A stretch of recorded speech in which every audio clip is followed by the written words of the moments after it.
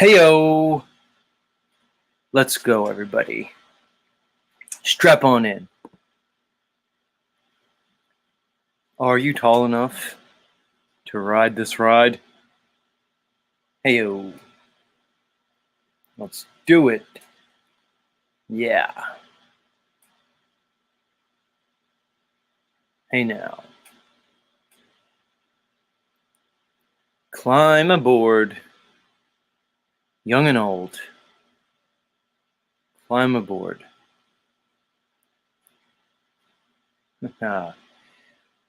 You've now entered the ship, the Starship Z show. Yes. Come on down. Yeah. You're here, I'm here. Greetings and salutations. Wonderful people. People of Earth, how are you?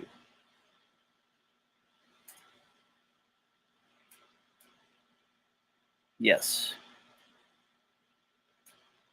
It is 9/11. It's that day. It's the day. 22 years since that fateful day. I remember that morning very clearly. I remember where I was, what I was thinking, as I'm sure many of us do. And I have a lot of thoughts on the subject. We may or may not get into them. We'll see where the morning goes, but boy, I do remember that day. And now here we are, 22 years later. 22 sun cycles. I was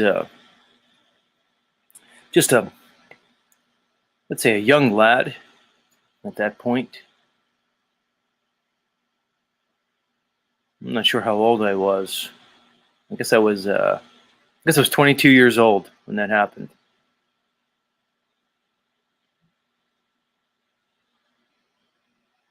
I think 22 or 23.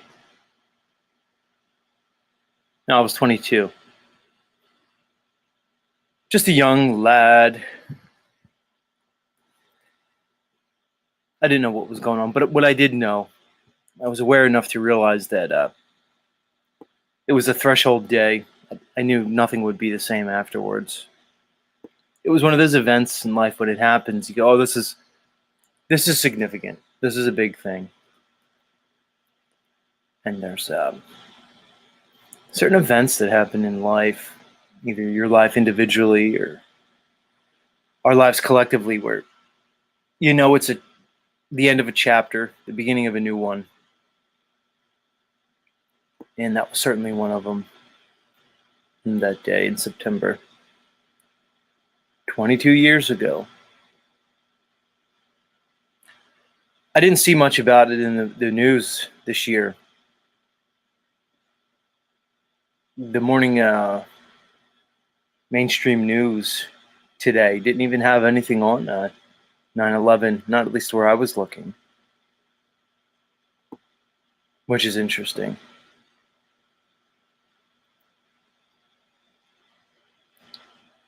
This so-called mainstream news, mainstream media, MSM. At this point, the agenda is quite obvious, at least to me. An idea of a sort of a free journalism, the so-called fourth estate, free press. This idea of this free press is, as at this point, it's nothing more than a concept, an illusion. It just seems to be almost like a ministry of information that's being produced. Propaganda from the top down. And it seems to be accepted. People just accept it. Because, like anything, this has been instituted slowly, stepwise, uh, over the years. They do things in small little steps. It's this tiptoe towards tyranny that happens. They acclimatize us to these changes slowly until after a while you look back and you see a world that you don't know. You look at yourself and you're somebody you don't recognize. And that's the interesting part, how by changing our environment, they actually change us. Because what are we other than products of our environment? When we look at ourselves and we don't recognize the man in the mirror, so to speak. And that's the insidious nature of their control. Is that we choose the control. It's very slippery. Very strange. Strange world. Like I watch these even these older people, like the Gen Xers and stuff, even the boomers, and you watch how social media and this digital age has altered people's behaviors. I look at these older adults, these people that I knew in the 80s and 90s, and I remember the way they behaved. I remember their personalities, and I look at them now, and you just see how affected everyone is by this popular culture, this media. And I wonder what happened to these people. It's an indication into how personality works. We'd like to think that we are who we are.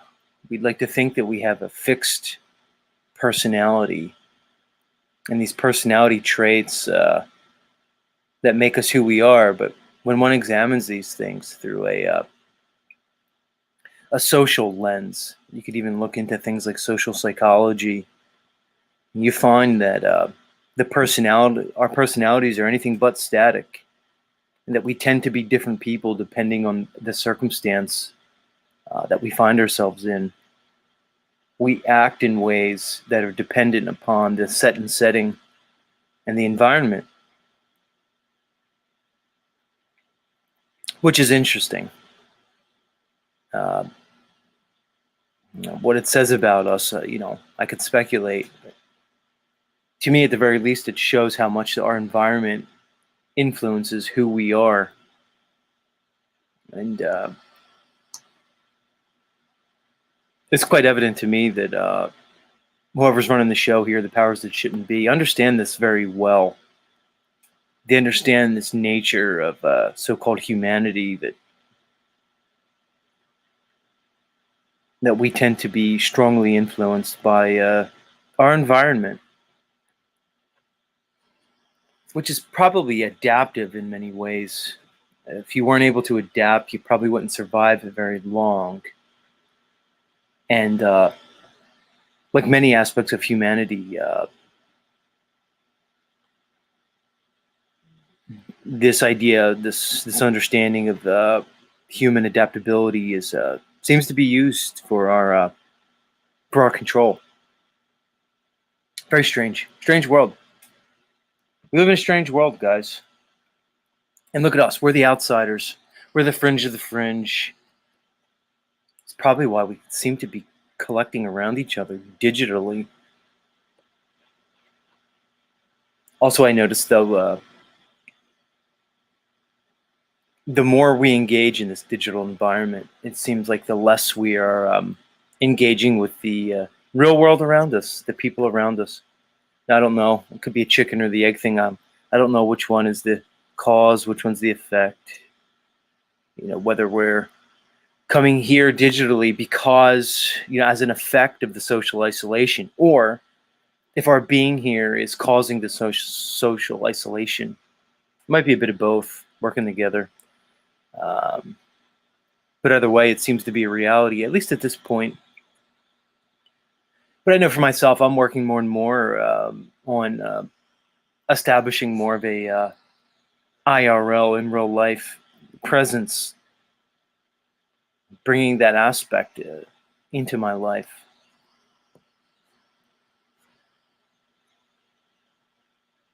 All right, let's get the show started. The really big show, yeah. Here on September 11th, 2023.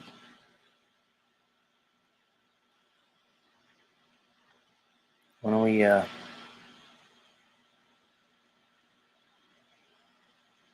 get it started? There we go. Let me get this camera going. Introducing a magical collection featuring the Hogwarts houses. That's the wrong button there. Yeah, see, this is where my computer starts doing its thing. I'm just glad this damn computer's still working, if you want to know the truth.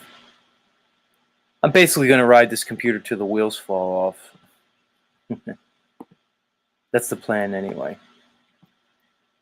All right, let's get going. We're all here. No need to delay. We'll see where the show goes. This damn show. I was on a London Man's show last night. Mr. London Man. He likes to stream on the weekends. So I dropped in on his show. We chopped it up a little bit with good friend Tony. And it was good. It was good stuff. I always have to remember that London Man's on a different time frame than me. So like for me, it'll be like 4 or 5 o'clock in the evening. But for him, it's like midnight. And by the time the show ends, it's well after midnight.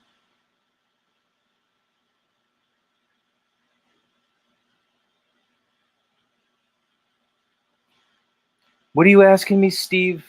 Zetetic Warrior, what damage is hearing more, low frequencies or high frequencies? Steve, you already asked me this question. I already answered it. What are you trying to do? Steve, I could see through it. You're trying to appeal to my,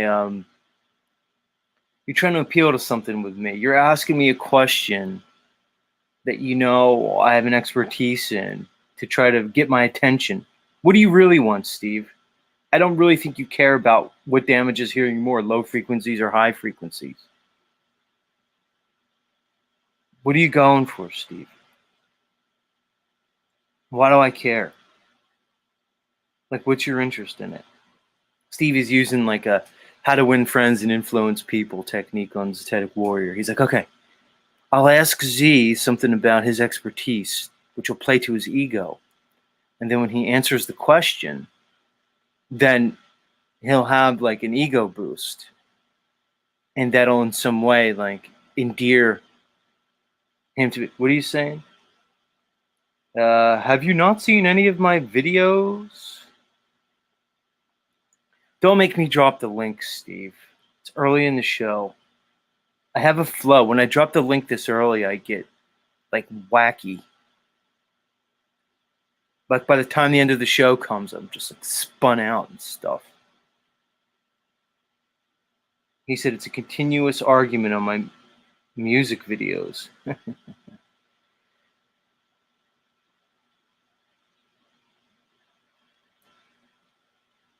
I don't know, Steve.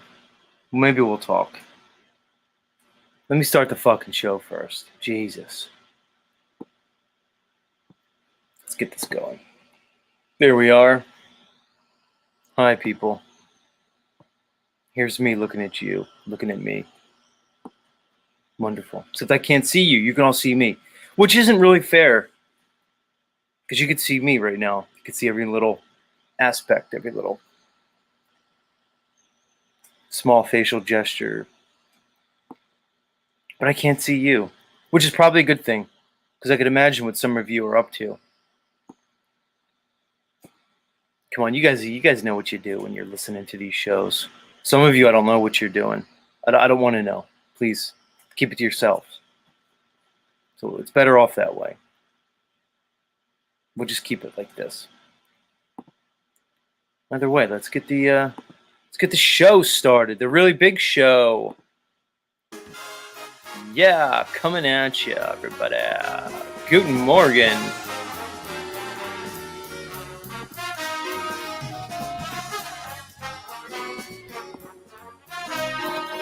Let's get it going. Hey now. Good morning, everybody. Grand Rising and Grand Approaching. Welcome back to Z Show, my show. This guy right here. Yeah, you found your way to the bottom of the rabbit hole. Z Show. We are the fringe of the fringe. We are the outsiders of all outsiders. When you've gone down all the little conspiracy holes and you're just left in a puddle of confusion and you have more questions than answers, you come here and you chop it up with your pal Z. So welcome.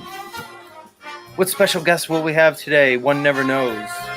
It will be Steve, the head motherfucker in charge. He wants to ask me about audiology questions. For whatever reason, I don't know. Either way, welcome everybody. Right. Yeah, coming at you. I should get the music for the Ed Sullivan show. I don't even know what the Ed Sullivan theme music was. Let me try that out real quick. Ed Sullivan show theme. Let me see. Maybe I'll recall it once I hear it. That was Johnny Carson. P.S. Ed Sullivan intro.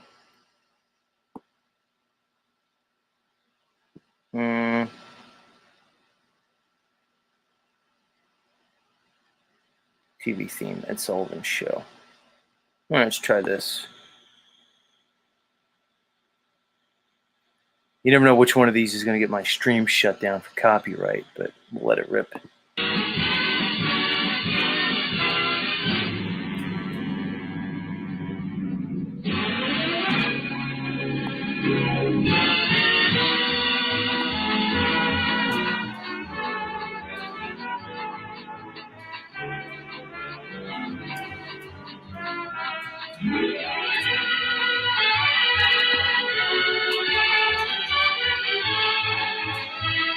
This is the Ed Sullivan theme song?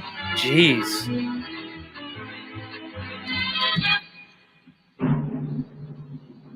Oh yeah, I remember this part here with the timpani. Yep. It's catchy. Yeah, Ed Sullivan, everybody. I'll save that.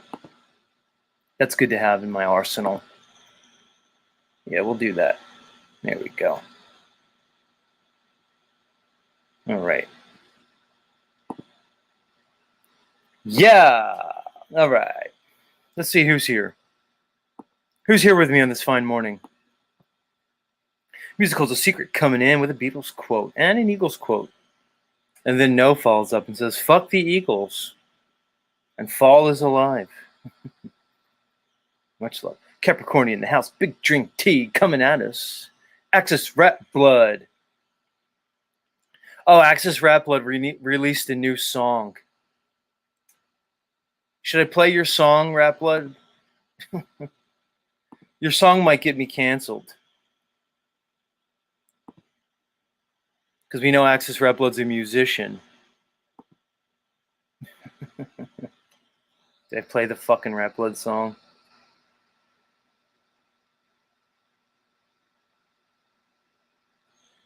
It looks like Rap Blood's going through a creative phase in his life. He's producing new music. All right, I'll play it.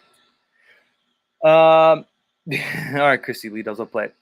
Access Rap Blood released this 2 days ago. The song's called The Z Show with Boobs. And Christy Lee Dolls, I mean, since we're talking about boobs, you know, I'm just saying. Yeah, all right, let's listen to this. The latest release from Mr. Axis Rap Blood, everybody. It's called Welcome to Z Show, my show. You found your way here. Complete sociopathic personality disorder. Facts.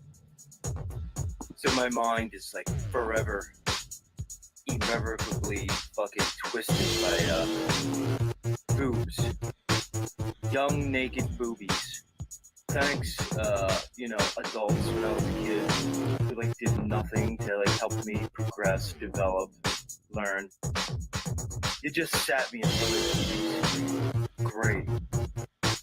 Thanks. Anybody else relate to that? Anybody else relate to that? High school movies. High school movies.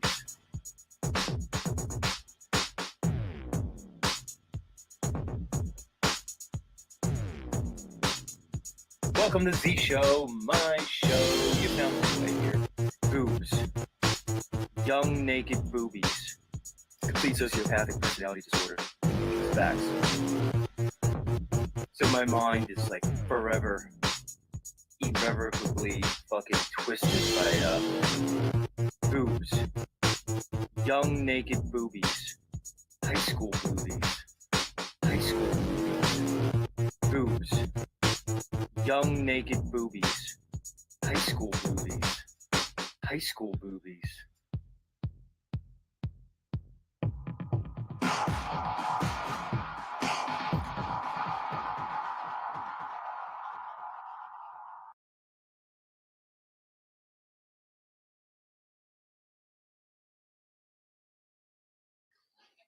It's because the man creates the world.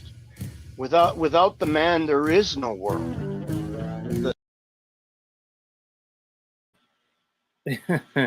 High school boobies. See, that's going to get me canceled, Rap Blood.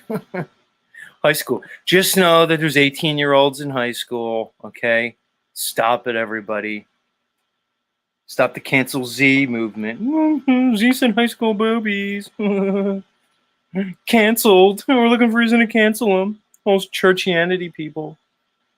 Welcome to churchianity, where sex is bad. We don't talk about boobies. Anyway, that's the latest from Rap Blood. Oh, he said, you're welcome. Thank you, Rap Blood. Rap Blood says thank you. Thank you. I always like when people put my my show to music and stuff.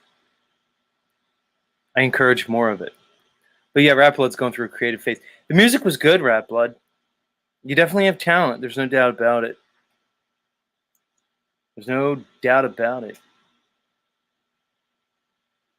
But yeah, boobies. God. This is so crazy and sophomoric. Who else is here? Cadence is here. Nice. I like that name. Cadence. Wonderful. Rachel's Zinger in the house. Talk about boobies. Just saying. Man, Mac. Yeah, he says, Z, I hope I'm not the only one that's been up all night. Well, I don't know, Mad Mac. I don't know if that's a good thing or a bad thing. I haven't been up all night. I slept pretty well. I had one of those sleeps last night where I laid down to go to bed, and then I opened my eyes, and it was 6 or 7 hours later, and there I was. Just passed out and woke right up. Gotta love when that happens.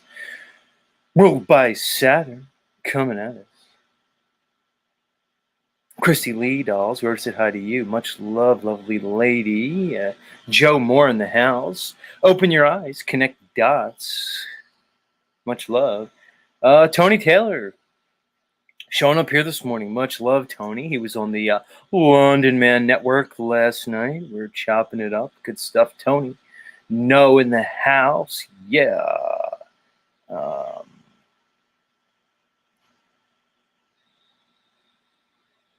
Who else is here? Three Fingers coming at us from lovely South Carolina. How's the weather down there, Three Fingers? It's starting to change here. It's been very hot and humid here in southern New Jersey. But look at the forecast. We have some good weather, better weather on the way. 90-some degrees in mid-September. It's not good for New Jersey. I'd imagine South Carolina is probably in a similar kind of situation, but the weather's changing. The winds of change are in the air. Everybody, fear not.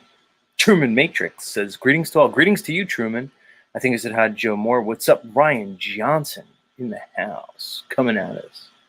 Are you the Ryan Johnson, the director? Probably not. I'm sure it's a common name. Either way, welcome. Who else is here? Watch the Collapse podcast. He says, I was 6. Young lad there, Watch the Collapse podcast. That may make you amongst my youngest listeners. Now, let me see. If you're 6, pretty much makes you 16 years younger than me. You may be my youngest listener. You're younger than Rob Cleveland. And we know Rob still listens. Rob, you're that prideful that you're going to listen to me every single morning and not come into my chat, which is funny because I know you're listening, Rob. But you are a Watch the Collapse podcast guy. You're older than Christos. He pops in here every once in a while. He goes against his cult-like indoctrination and still drops in here every once in a while. He can't resist himself. Dancing around, doing fucking trap dancing, step dancing with a giraffe, a big stuffed giraffe in the background. Dressed like a pack of Skittles. Yeah, I stole that. I'm keeping it too. So you seem to be my second youngest listener, Watch the Collapse podcast, which is cool.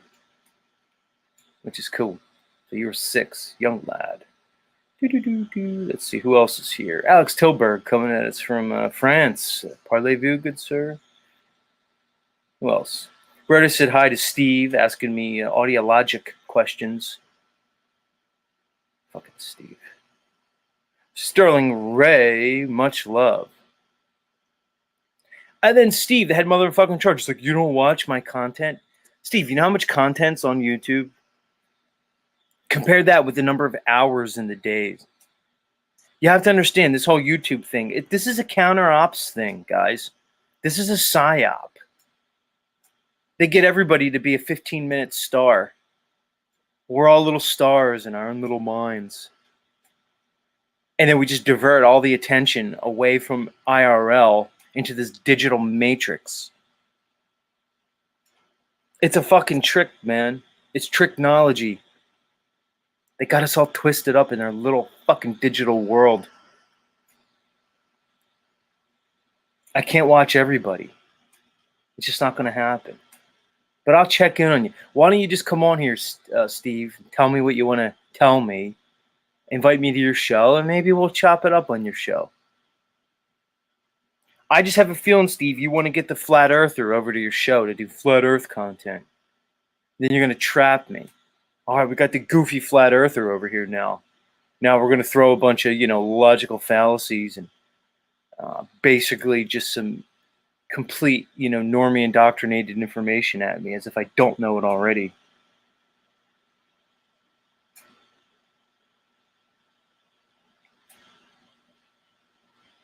Who else is here? Christy Lee-Dahl says, I think I'm giving up dating and becoming a nun. All right, what's going on, Christy Lee? Is this morning the morning you're going to have to come up and talk to us? See, here's the problem with Christy Lee. Are you still here this morning with us, lovely Christy? Are you still here? Yeah, Rachel said again. Or something else. It's insanely hot. The music was good. I guess she's saying it's hot tonight. What's the deal? See, Christy, you got a problem. And I know what yeah, she says I'm all right. She's here. You're in love with me, but I'm not in your life. That's the problem. So you have an idealized version of me, and then each guy you meet is going to have to be compared to yours truly. And he's never going to live up to the He's never going to live up to at least the image you've made of me, which isn't really fair to any guy that you meet. But that's the issue, Christy Lee Dolls. I don't know. We might have to work that out. Like, we might have to like get some things out of our system just so you can move on with your life, Christy Lee Dolls. Like, we just may have to, like, you know, work on that. I'm just saying. But yeah, Christy, here's the problem. Because you said I think I'm giving up dating and becoming a nun. It's because you're dating. What have I shown through all the propaganda videos that we've gone by? Dating is a social construct. It's an engineered ritual that only makes sense when you look at this false society that's been created for us. There should be no dating. Christy Lee does. Dating is really just a slightly more evolved form of prostitution. It's really what it is. I'm not saying you're a prostitute. I'm saying that these controllers have prostituted out the basically the entire one half of humanity that we call female or women. Basically making each guy pretty much a John. You see, the problem is not you. The problem is the culture. There should be no dating. To me, it's unnatural to humanity, this dating thing. And I can go into it more. She said, what should I do then? There's no right answer. I gave you the right answer. The right answer is you and me need to work out. Okay, I don't need to make it about me, because that's wrong if I do that. Like, if I act like I'm trying to help you, but I'm just secretly trying to basically work to my own benefit. I don't know what to tell you, Christy Lee. We're all in this situation together. We're all in this goofy, weird matrix they've created for us. It just is. I'm just saying. OTW News thinks he's the answer and says that he'll date you. There you go. You looking for that, Christy? You looking for Patrick to come in, enter your world? He's been married twice before. Maybe you're lucky number 3, Christy. I'm just saying, just saying.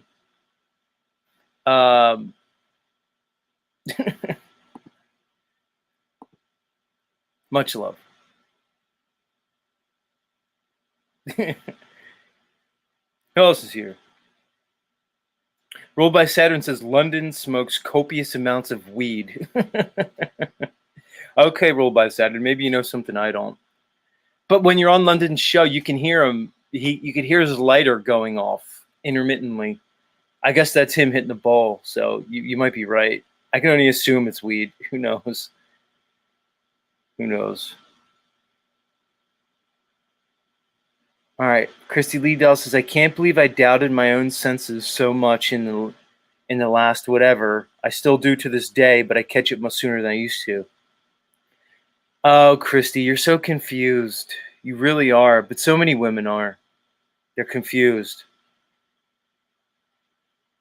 They're confused. Oh, Christy. We're going to let it go. We're gonna let it go for this morning, Christy Lee.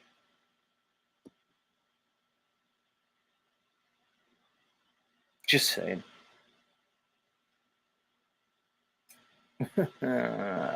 Squirrel Sniper says, yeah, Split Patrol. Much love, Squirrel Sniper. Who else is here?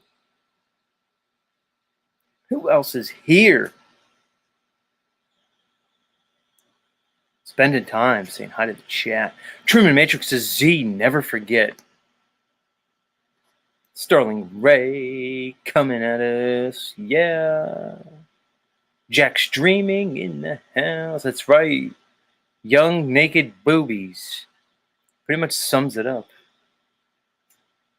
Chris from South Jersey. Much love to you, sir. Dealing with this crazy South Jersey weather we have going on here. Fucking nuts.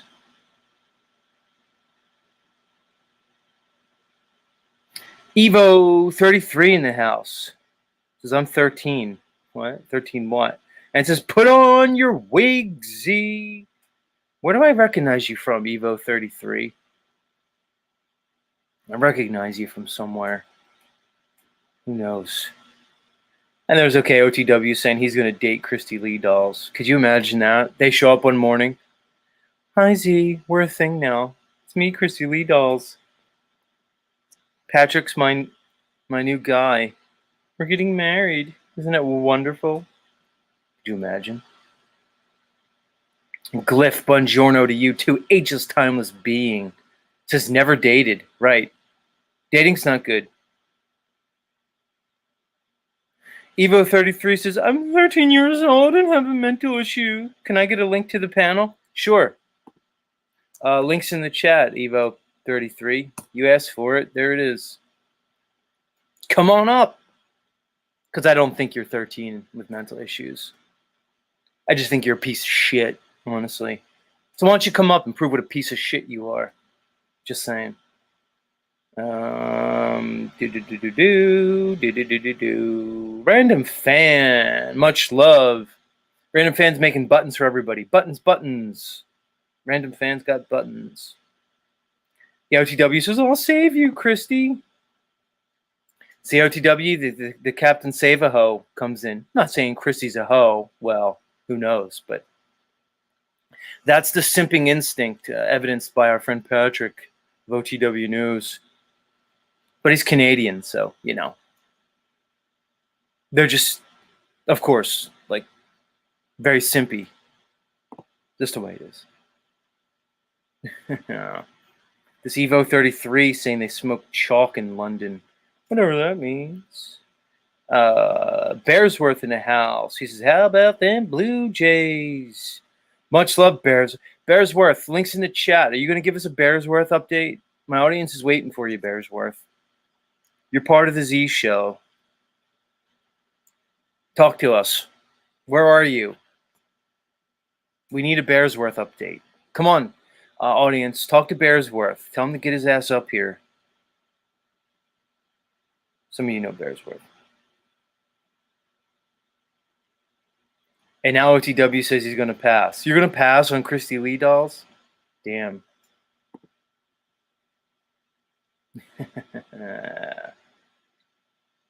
Rachel Zinger says we're neighbors. Interesting, Rachel. I mean, you know, since we're neighbors and all, maybe you and I could be neighborly. I love my neighbors. The Bible tells me so. You going to come up Evo33 or you're just going to be a weirdo in my chat? Every morning at least one troll stops by and just goes, I need attention. Look at me. Z, give me attention. And I know that's what it is. You guys are just looking for attention, which is fine. You're missing something in your lives. I could understand that. You know, we could play with that. I could entertain that type of behavior. I don't take it personally. Sometimes I do. But then I get over it. It's an exercise for me. I get to look at you guys projecting your hate, your insecurities onto me, and then I get to process that, understand it, and move on. It's just kind of the way it is. It's also kind of sad. Sad for you guys. Not really sad for me. Because this is how you choose to spend your time. To come here, spread hate, bigotry. You're fucking crazy, man. A lot of you are jealous. Again, this is what this YouTube is. Because we all have YouTube channels. So, and basically, we all want to be the little secret king. We all want to be the little stars, the lead role in some fucked up play or movie.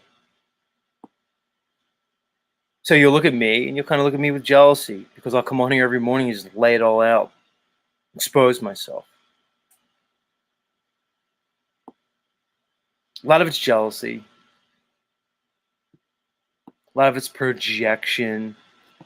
And nobody projects like you churchianity people. What are you saying, Evo33? I remember near old folks at high school growing up. It was terrible. What does that mean? I remember near old forks. There's a typo there, Evo. You could just come up and talk to us, Evo33. You know, you could have a voice who has no subscribers and no videos. Not even one? You don't even like have a playlist? I remember near Old Forks at high school. He says by Hamilton. Okay. Nobody knows what you're talking about, man. Near Old Forks.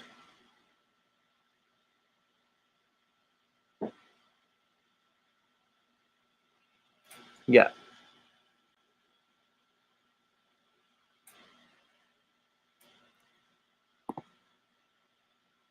Like I said, Evo33, links in the chat. Let's see if you have the balls to come up here this morning. Something's telling me you don't. I'll drop it again. Evo. Why don't you come on up here? Chop it up with your pal Z.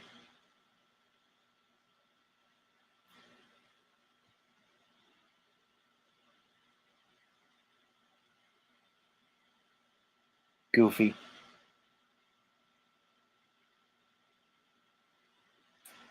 Yeah, come on up. Come at me. See what happens. Steph Davis is here. The lovely Steph Davis. Caden says Toilet Ball Earth needs to come back. I wanted to hear you two chop it up. There's not much you're gonna get out of that interaction, Cadence. He's drunk and bigoted, and he's mind fucked. There's really no discourse to have with people like him, which is sad. There's nowhere to go. They're typically intractable in their mindset and their beliefs.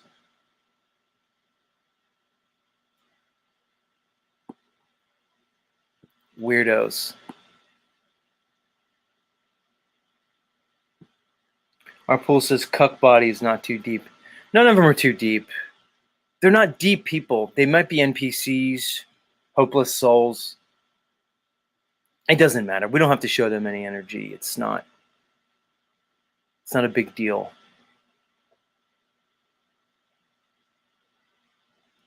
Now I want to go to Steve, the head motherfucker in charge's channel, see what he's up to. Because he says, you go to, like, now I feel bad. Should I go to his channel? Let me see what Steve's up to. All right, so Steve, I'm going to give you some shine here. Let's see. He says, Fire It Up Fridays, bring your own beer, open panel. All right, so right away, like, you have an open panel Friday night, Steve. You guys are just drinking. So I'm sure it's a shit show. And then you had another one the week before, Fired Up Friday. Okay, so Steve does Friday night panels. Yeah, I see, like, there's, like, a bunch of them. So that's your thing, Steve. He fires up a panel on Friday, and you guys drink. Hashtag aliens, hashtag globe, hashtag flat earth. I see Lumitami on there, who's in the backstage right now. So what are you going for, Steve? UFOs, flat earth, globe earth, hashtag narcissist. Are you still listening to me right now, Steve? Maybe I'll bring up Lumitami. He can tell me what's going on in your channel. Steve, I just kind of think you want me over your channel because you want to... Yeah, Drunk Fridays, Rule by 7 says. Oh, here he is. He said not lives. What do you mean not lives? It's under your live. Steve, links in the chat. I'm talking about you. Now you don't come up as I'm talking about you. Go ahead, I'll drop it again. Jesus. Now I'm going to have to bring Lumitami up to talk about you, Steve. He says not lives, but they're live.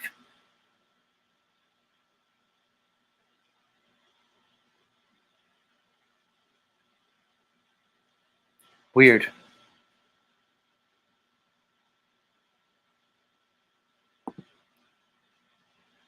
I'll entertain this, Steve. We can go here. I get crazy like that sometimes. It's just weird because you're doing the globe thing, the flat earth thing, the narcissism thing. It's cool. We're into kind of the same stuff. I don't want to like police your content, especially when I haven't really checked it out. I like what you're trying to do. At least you get the conversation going. All right, let's bring Steve up. He's here. But I'm not going to bring him up till I get his music going. I need to be quicker on the music thing. I was looking in, like, there's things you could buy. There's these, like, tablets you can get, like sound effects and buttons that you can integrate into your whole production, your StreamYard production. A lot of it seems pricey and stuff. But it might be something in the future I'll look into. All right, let's bring up Steve, everybody. He's going to ask me about audiology, which is my former profession, I guess you can call it at this point. I guess it's been long enough where I can call it my former profession. All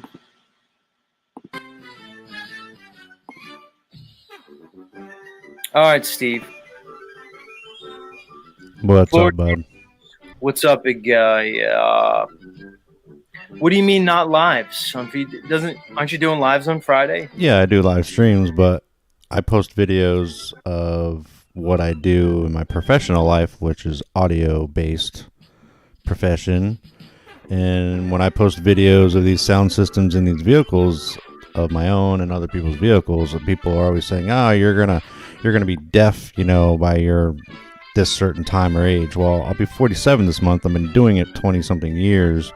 And that's why I was asking you the question, was that hearing damage, is it more damage at a higher frequency or a lower frequency, like below 40 hertz? All right, here's the thing. So you can only hear down the 20 hertz, but I'll give you the Dr. John stuff. It's not really, you're asking the wrong question.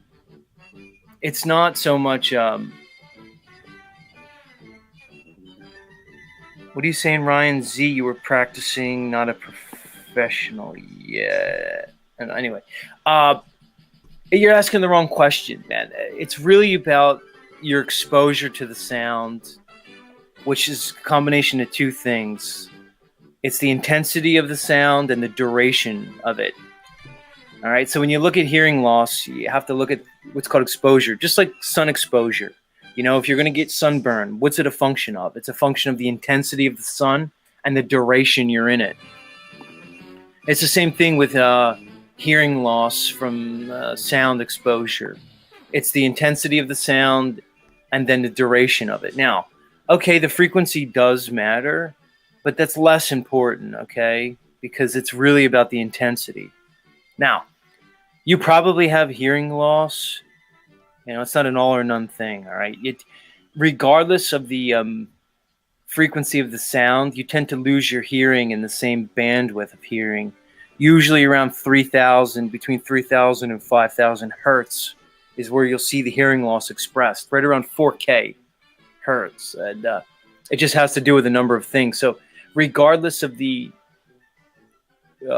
frequency of the sound, you seem to see a loss in the same area, which is this mid-high frequency range. All right, now we could talk about that. If you probably got your hearing tested, you would see a degree of hearing loss, and you might even have some ringing in your ears. All right, but yeah, loud sounds cause hearing loss over time, and there's multiple ways. Go ahead. What questions do you have for me? I'm charging for this, by the way, Steve. I'm on the hour, so I'm just letting you know. Just let me know where you want me to send the bill, and we'll do that. We'll send it over to OTW. He's the one with all the money, or he's Mr. Moneybags. No, that was my question, because I'll post these videos of either I'm demoing my sound competition truck or other people's music, and there's always people on there that are telling me, you can't do that, your hearing is going to go bad. But when we're playing music, it's not typically 40 hertz and below, maybe 50 hertz and below for the bass side subwoofers. Of course, our higher range, mids and highs are probably going up to 20K. You know what I mean? But, my truck is 163.5 decibels of bass. Yeah.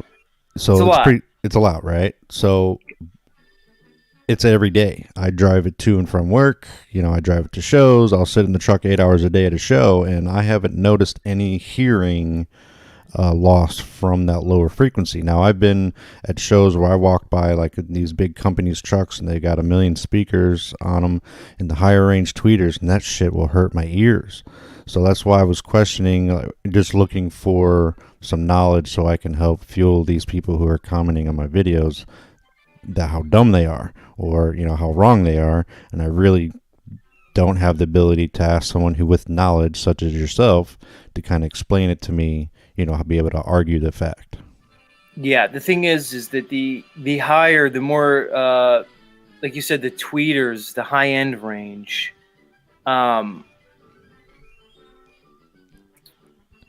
has the ability to be louder. Do you understand? So you can get more intensity in the highs than you can with the lows, just simply due to the sound pressure level and just how acoustic energy works and how acoustics work. Do you understand? You can achieve a higher decibel in the highs. Mm-hmm. Yeah, for sure. Like when I meter, my reverse octave, like I can hit 26 hertz. I can do 163 dB, and I can also do that same number at 52. Right. Right. So 52 hertz, like people will jump out of my truck because they can't handle it. It's just too much. But if I play 26, they can handle it. It's just a pressure in their ear. It's not really painful like it would be at a 52 hertz. So, but that's not prolonged either. Like when I turn it up to that level, they jump out. It makes good content. Good videos. But yeah, I mean, so that's the long and short of it, man. And I can go into the nature of sound. And the low frequencies are more likely. The high frequencies are more affected by your head shadow. So if your ears facing away from the stimuli, you're not gonna be exposed to the same level as you would if it was a low frequency, which is less affected by the head shadow due to the wavelength, the size of the wavelength. So the moral of the story is, yeah, like loud sounds are gonna give you hearing loss, and it has to do with intensity and exposure. The highs are going to be more likely to affect your hearing because you can make the highs louder. But if you had an equivalent intensity output with a low, say you had 100 decibel low frequency and 100 decibel high frequency, you understand? Mm-hmm. The 100 decibel low frequency is going to damage your ear more due to the nature of the sound. You have to understand it's more of an intense pressure, so the wavelength is longer. So there's going to be more of an acoustic trauma. Like say a bomb goes off next to your head.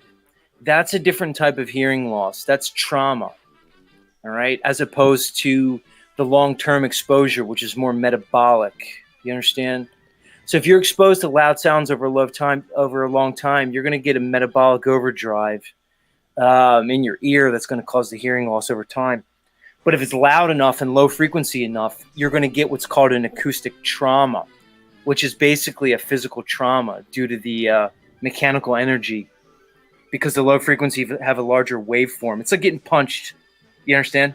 It's different. That's just the way it is. But anyway, I didn't know that's what you're into. You're into sound engineering and stuff like that. That's cool. Yeah, I wasn't trying to fuck with you. You make money doing that shit or no? Spend money. Yeah. Right. But I mean, as a business wise, work at a local car stereo shop. I used to own my own stereo shop, but yeah, I mean, I sell it and install it every day. There's a lot of. What's your deal, Steve? You said you had 4 kids, dude. Mm-hmm. You really have 4 kids? What are the ages? They're older? 2 21-year-olds, a 18-year-old, and a 16-year-old. All right, I'm gonna take a wild guess that they're all not your biological kids. Out of all of them, I only made one, and my other one was my adopted son. He was my sister's son. Gotcha. So 2 kids that came in from your wife's previous relationship. One adopted from your sister, and then you have a bio kid. Yeah, because when you told me their ages and everything, I could look at you, look at your age, and I was just kind of able to, intuitively just kind of know that they weren't all your bio kids. So you got a mixed family going on, which is basically the modern family. There really is very few quote unquote traditional families. So you always got to love these mixed kind of situations. But good on you. You adopted a kid, man. That's something. Let's bring up Illuma Tommy. Is Illuma Tommy your buddy, dude? I'm looking through your lives. It kind of seems like you have Illuma Tommy on there often. I like Tommy. I think he's an interesting person. You're second in line of being an interesting person, but I can never get you to come over to my house and hang out. But no, I mean, when I see him on panels, he ruffles everyone's feathers, but he almost seems to be never wrong, at least from what I can see. So yeah, Interesting. I think it's good. Illuma Tommy's never wrong. You might be the first person who has ever said that ever. Well, I've given my take on Tommy. I think Tommy, I think he's interesting. I think he has a good voice, a good cadence for this type of stuff. I think Tommy's kind of like the rest of us. He's developed his Illuma Tommy persona, but I think Tommy's lonely, and he comes here just looking for human interaction. I can imagine there's not much going on in his world. His interpersonal relationships are very likely fraught with dysfunction and misunderstanding, which makes him come here. And he looks for attention, but Tommy's the kind of guy who looks for negative attention. Very likely it stems back to his childhood and his relationship with his mommy and maybe his daddy. But he looks for the negative attention because it's better than no attention. And it probably helps quiet the suicidal thoughts that likely run through his mind pretty much every second of every day. But with that, let's talk to him. Hey, Tommy. Way off. But hi. Yeah? Yeah. Yeah? You're not just depressed and hopelessly like tiresomely fucking sad and borderline suicidal? No. And I have a lot of good relationships with people. Just in this community, I am the way I'm perceived, but it's not that I'm out to do it. I mean, I'm being real. You guys are being real, and it ends up the way it ends up. But I wanted to say, like, Steve will have a great show whenever people stop coming at me on it. What do you mean? Like one time, recently, like Provo Kid and Wizard have come at me up there. Who else, Steve? I did ask once. I did call somebody out to come meet me there, but a lot of the time we plan on having a good show, and somebody shows up to start shit with me. Yeah, but that's what happens. It's like anyone going into Paul's channel. You're looking for either a fight or to watch someone else fight. At least on my channel, you can say what you want. John Thomas motherfucker. Have you talked to this guy, Z?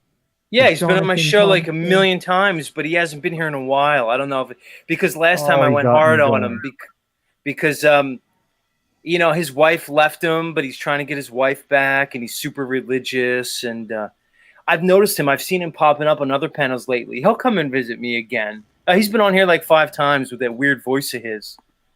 Yeah, and I don't appreciate what kind of religious he is either. I think he's like that the guy that went on London's show with like the funky voice from getting hit by a truck. Both of those guys say some weird shit compared to claiming to align with my theism. Well, they're Christians, but they're like they're Old Testament, like Jewish Israelite Christians. I don't know. They say that the Bible is like teaching you to be the devil or something. I don't know. They say some weird shit. Well, John Thomas said to me that Jesus is a vampire. Yeah, shit like that. And then he backed off of it, said he wasn't. He's real involved with like Moses and the God of the Old Testament. And he doesn't believe in aliens either. He's weird, man. And when I came up, I was going to come up to talk about how fucking stupid the whole Chalk Body crew is. Like, I almost want to make videos about it. Tommy, what do I give a fuck about the Chalk Body crew? They're not a part of my world. I mean, they're so stupid it's worth noting. Why Like, are you so involved with these weirdos? They should be. I'm given not. all- I don't even want to talk about them on my show. Chalk body. You do want to Code talk about this They're thing. You want to talk objectively about this one thing. morons. They're fucking Yes. stupid, dude.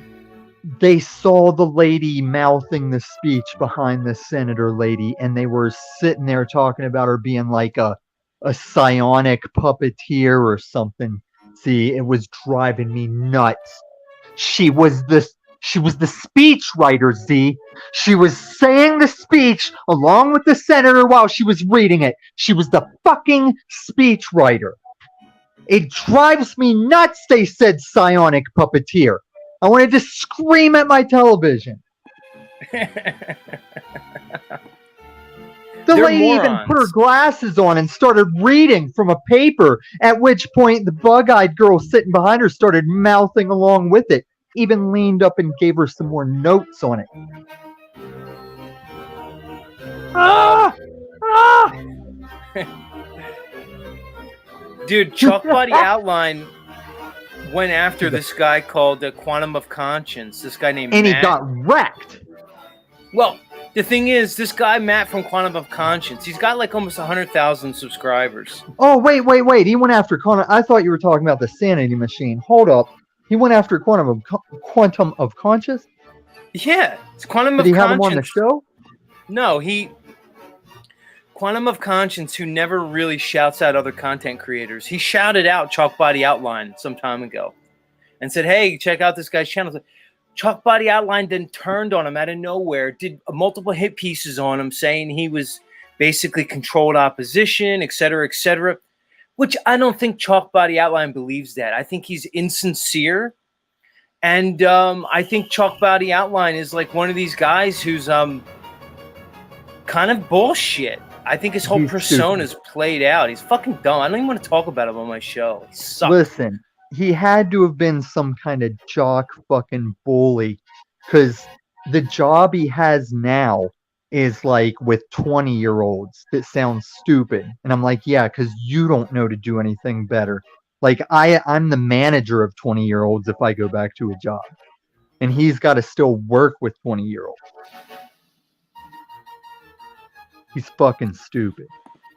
So I got a bit more important question. Fuck Chalk Body Outline. Who cares? Fuck him. Should I Yeah, should fuck I- him. should I fuck Christy Lee Dolls? Yeah, I think if you haven't by now, you're never going to. And it's okay, because I think she's much larger than she portrays. I think, Well, I don't have a I think problem all with the that. ladies in this community are much larger than they might portray in their pictures. Well, here's the thing, Tommy. That's okay in Z's world. I don't have a problem with ladies being a little bit larger. I don't know. Like Christy Lee Dolls, I don't think she's large as I you didn't think. say a little bit. I think she's kind of like just has some curves, you know. But even so, big deal. Like, Probably got the but- thyroid. She looks like one of them thyroid girls. but my audience is telling me to not. Of course, OTW is telling me to do it because he's thirsty as fuck. Well, he looks like a goddamn rat. Yeah, or TW hasn't had it in a while. Yeah, OTW News is in a relationship. OTW, maybe you want to come up and talk to us about your relationship because he has a partner, but it appears as though he and his partner are not really that involved with each other physically. Yeah, it's probably imaginary.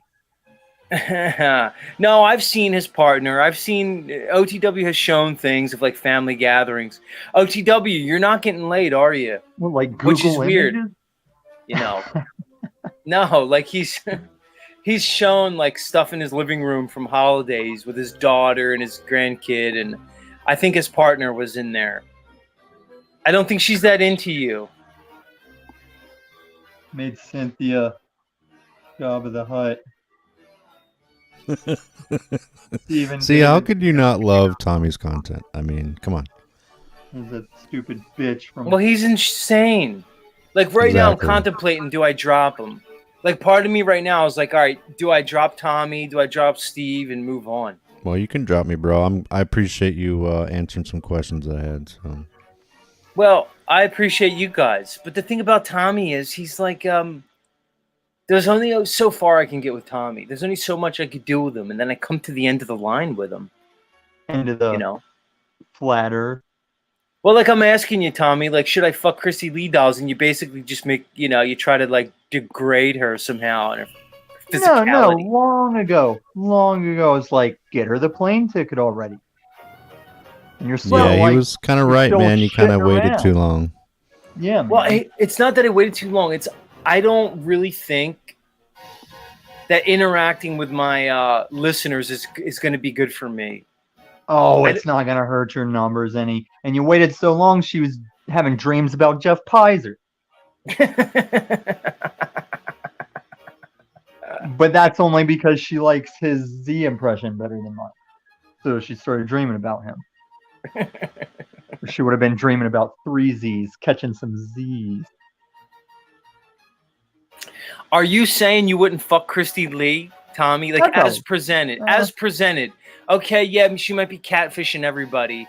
But you wouldn't? I think she does have a cute face despite the psychotic doll look she tries to imitate. Yeah, if she's not disgusting, I'd probably do her. If anything, I'd fuck her because she's always hating on me. I'd show her these Chris Strokes proportions. Fucking throw it down. All right, get out of here, both of you. I'm kicking you both out. Much love. Thanks, bud. See ya. Much love. I can't sit here all morning with those two. Steve sucked me in with the science questions about hearing loss and sound and stuff. And Christy Lee says, thank goodness. I've said this a bunch of times on my show. I'd be willing to entertain you, Christy Lee. But in all honesty, I don't think Christy Lee's really interested in yours truly. Because Christy Lee Dolls knows if I come swinging through there, she knows what it's going to be about. She knows she's not going to lock me in and we're not going to become like life partners. I'm not OTW. What are you saying, OTW? Come on, Martin Lee Kid did it more than that. I don't know what you're saying, OTW. You're probably more insane. I'm wondering, I'm realizing as I go and as I proceed more and more with Patrick from OTW News, I realize he's much more insane than I originally had him classified for. Patrick, you're much more insane than I thought. And I realize that. You're non-compos mentis. But as far as you, Christy, I know that you would fuck the whole thing up. There's no way that you could just be cool about our interaction.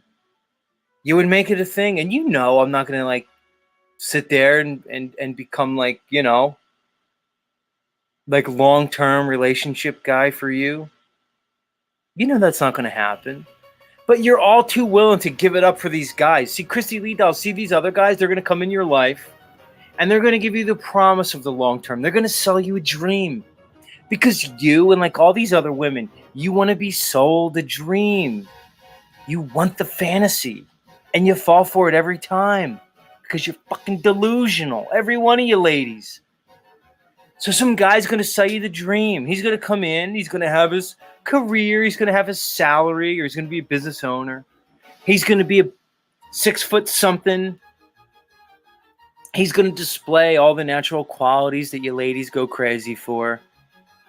The physical attributes, the social status, the resources, hashtag money, the confidence, which is usually you displayed as false bravado. He's going to display all the things that you ladies go for. You're going to convince yourself, you're going to delude yourself into thinking that you're going to be able to lock this guy in. You're going to give it up for him, and then you're going to realize what it was really all about. And then he's going to move on, and you're going to be left in the same situation, but you're going to be that much worse off. And you're going to have another body notched up under your belt. This is the modern so-called relationship. This is the situation men and women find themselves in.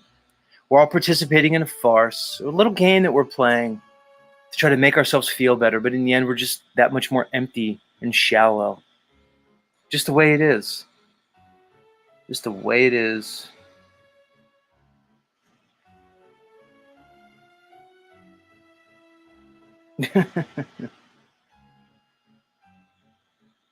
Yeah.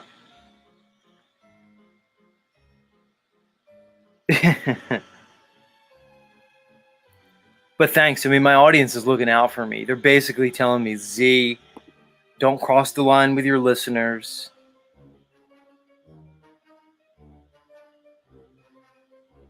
Right. Fruitkiss is like, thanks to Disney princesses. Right.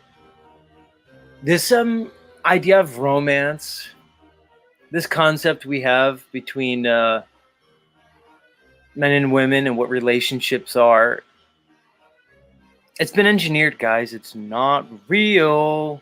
Just not. Just not real.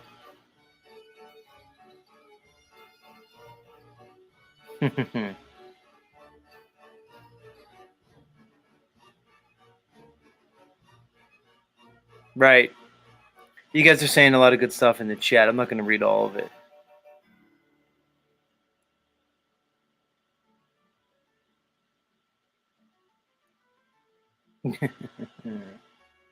It's hilarious. All right. Let's take a little musical interlude. See what I want to play for you guys. And we'll come back with the next segment. Let's see what I want to play. Steve says you have groupies, rock stars capitalize on it. You should. Yeah, but do you see how it works out for these rock stars? Look at this with the Scientology guy that's in the news, this Danny Masterson. He's in jail now, pretty much maybe for the rest of his life, on rape charges from 20 years ago. Look at Bill Cosby. Got thrown in jail, life ruined because he was hashtag MeToo'd. Hashtag believe all women. Look, I don't know what happened in these circumstances. I don't want to pretend to know. But what I do know is this current culture, this environment we're in, it's not... To be a man and engage in those activities is fraught with peril. It's hazardous. It doesn't seem to be worth it. Could you imagine? She says, that's why I'm giving up on modern relationships. We'll talk, Christy Lee. We'll talk. But you guys have to understand something. It's not, the juice is not worth the squeeze when it comes to these ladies. It's a trap. And I'm not falling into the trap. I'm not. I'm just not.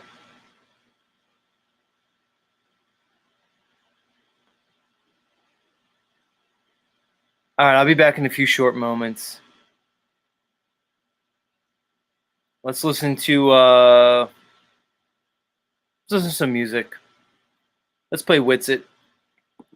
We'll come back with the next segment. Don't go anywhere, anybody. Much love. Much love. Every drop of juice can be squeezed out of the... allowing you to enjoy the delicious... That's not it. Come on. Production value. See? Production value. Yeah.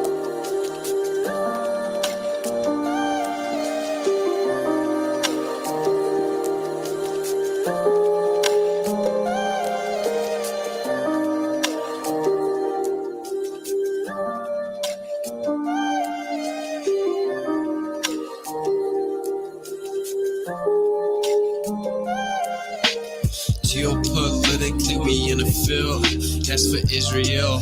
Wonder, is it real? Rappers acting say they high, say they simple pills.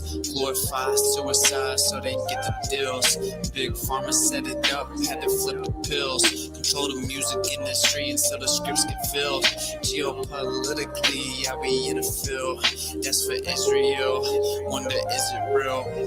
Took the way you saw the world, then distorted it. Now you think you wanna rock and twirl somewhere orbiting. Theories disproportionate, the truth distorted quick with a forceful grip. They forcing a synth that we absorbing quick. Took the people's signature to mean extorted it. They forging it. If news anchors informants who informing them there's a surplus, but they tell us there are shortages. Credit economy mortgages, dollar that's supported with empty fortresses. But what's important is this report and ships important. Yes, of course it is, but extortion is in accordance with an assortment list of foreign tricks we ignoring, which informing this, informing this. It looked like we were snoring tricked. Pedophilia and the government endorsing it. Yeah, eugenics is exactly what abortion is. You just vilify those as subordinate. Way to matrix engineer, that's unfortunate. Geopolitically, we in a field that's for Israel.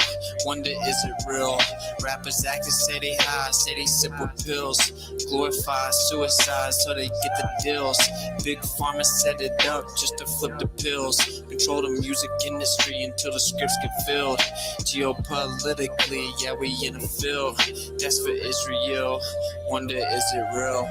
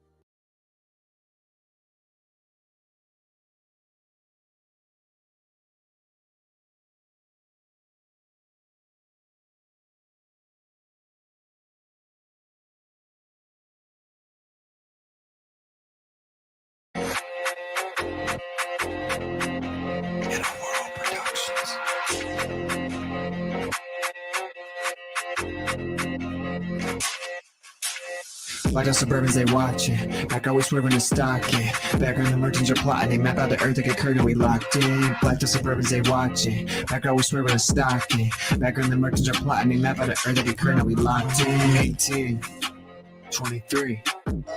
Revelation read, mixing it a seed. Medicated mean, generate disease. 18, 23. Pharmacy decree, patient get deceased, nomination leaves, taken by the beach, running around with your head chopped off, won't shut it down for the feds, the cops won't dumb it down for the people lost. So sorry, that's your ego, sorry, I'm fun around cause the sky's a clock, won't shut it down unless I get off, can't gun them down cause the word my Glock, and thanks to y'all, we can't be stopped. Like the Suburbans, they watching, back always swerving and stocking, back on the merchants are plotting, they map out the earth like a curtain, we locked in. Like the Suburbans, they watching, back always swerving and stocking, back on the merchants are plotting, they map out the earth like a curtain, we locked in. 1984, knocking at the door, should've read George, food supply absorbed, wonder what's in store. 1984, fighting to explore what's beyond the shore, censorship is war, better bring your sword, better than veteran, don't wanna let him in, ain't got choice but to let him in, I'm floating the ethers, coming through the speakers, you're talking to sing, speaking, but you're not about it, type of legal confounded, with thoughts of profound, to people they drown, and I wonder what sounded to the perturbation, reverberation, I heard the hate, and I swear to fake, and absurd debate, when people still in the matrix station, waiting for station to say it, thinking debate it, regurgitate it, like the Suburbans, they watching, back always swerving and stocking, back on the merchants are plotting, they map out the earth like a curtain, we locked in. Like the Suburbans, they watching, back always swerving and stocking, back on the merchants are plotting, they map out the earth like a curtain, we locked in.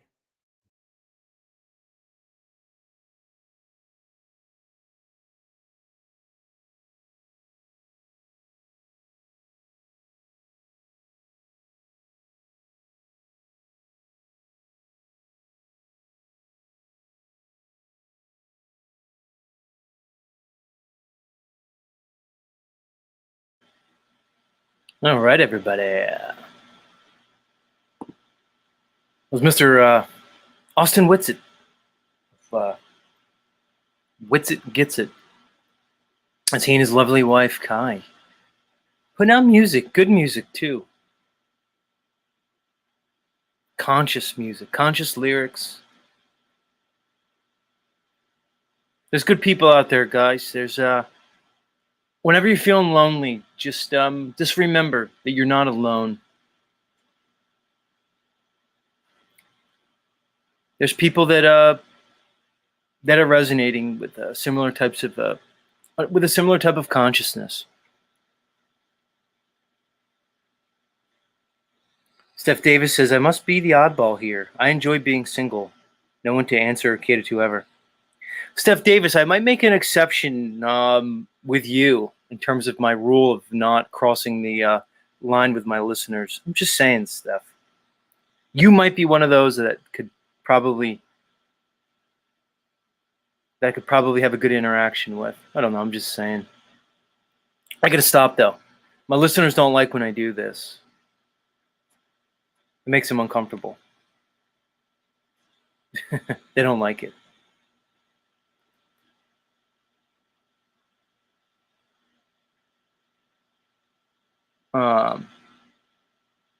I'm just saying. But yeah, much love to the Witsits out there, putting music out there, speaking, dropping knowledge.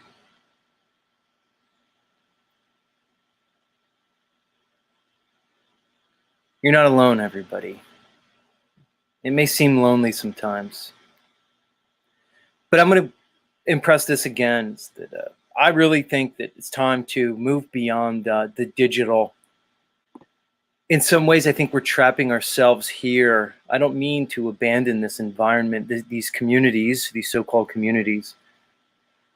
I just mean don't participate at the peril, at the cost of real-life interactions. You need it, guys. There's an energy that's created. There's an energy that's created when you have a real life energetic connection with people. Don't forget that. Don't be fooled. Don't put yourself in another prison. Be open to those things. I'm just saying. Just saying. All right, where are we? I'm trying to pull up an article for you guys. Let me see if I can pull it up. This is the part of the show where we like to kind of get into stuff.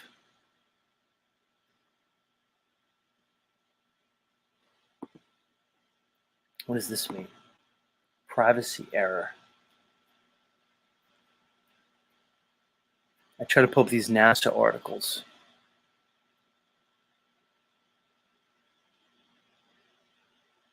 All right, let me read this. Let me do #science. I'll try not to be too incredulous in my presentation. Because I got to be honest, sometimes I read these articles, these so-called science articles, and it leaves me with an unpleasant feeling, even exploring these articles. But I do it anyway because I want to point out. I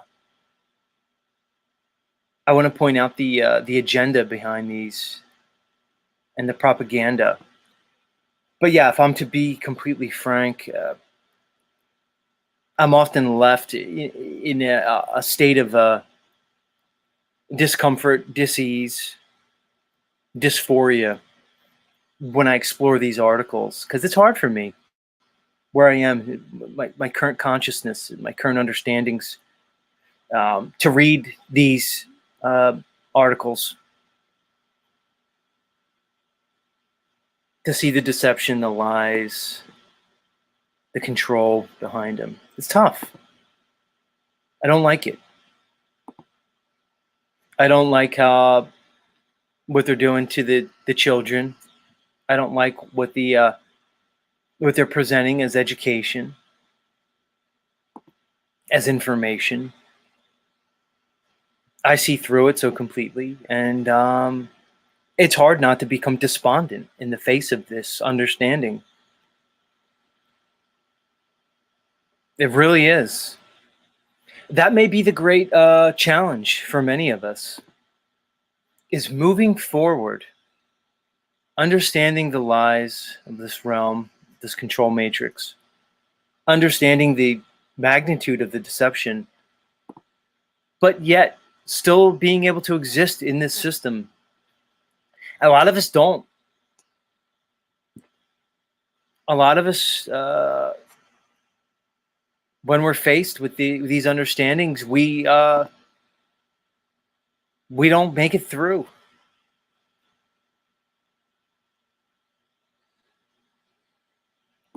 So maybe that's the challenge.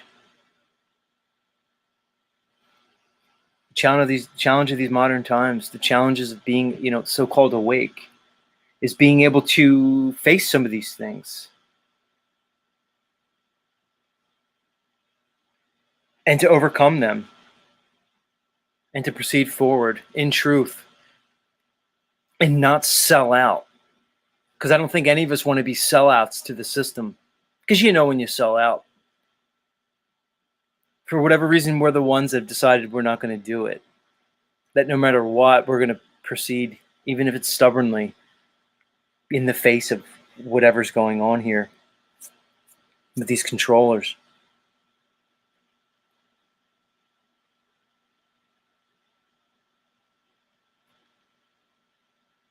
All right, let's get into it. Your pal Z's going to work through it. I'm going to work through my discomfort and bring you this article. Hashtag science. All right, let me pull it up. This article's entitled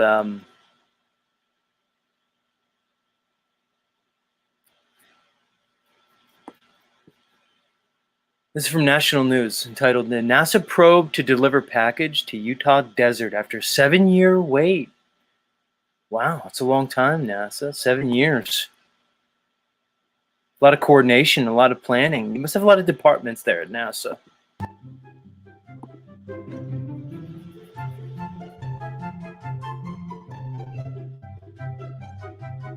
Let's get into it.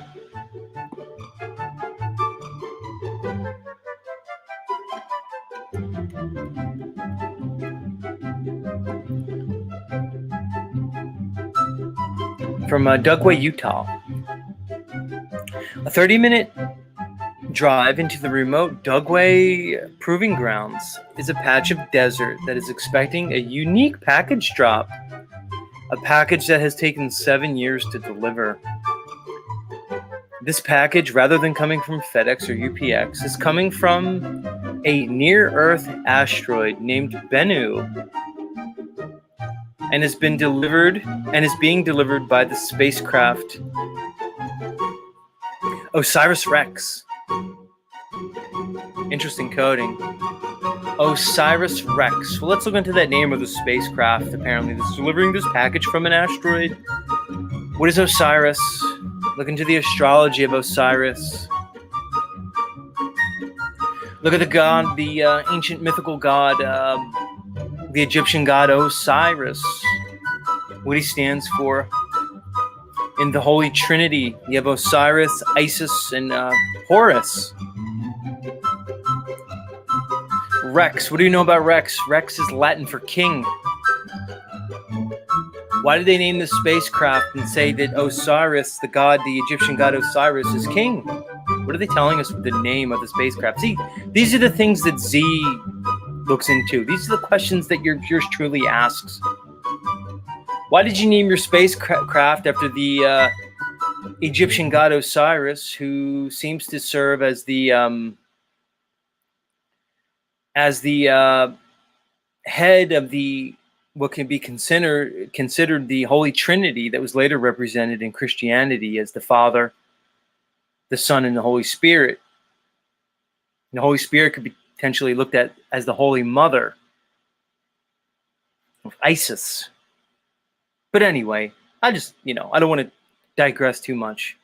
But it begs the question, why the fuck did they name the spacecraft after this Egyptian god Osiris?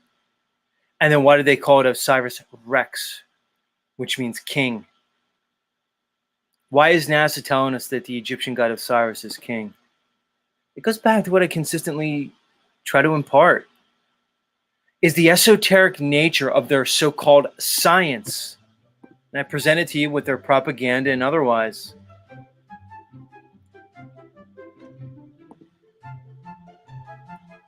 Why is their so-called science and academia imbued with an occult undertone consistently, constantly?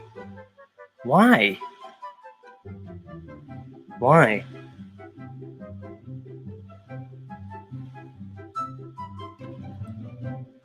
I'm just saying. I want you all to notice that.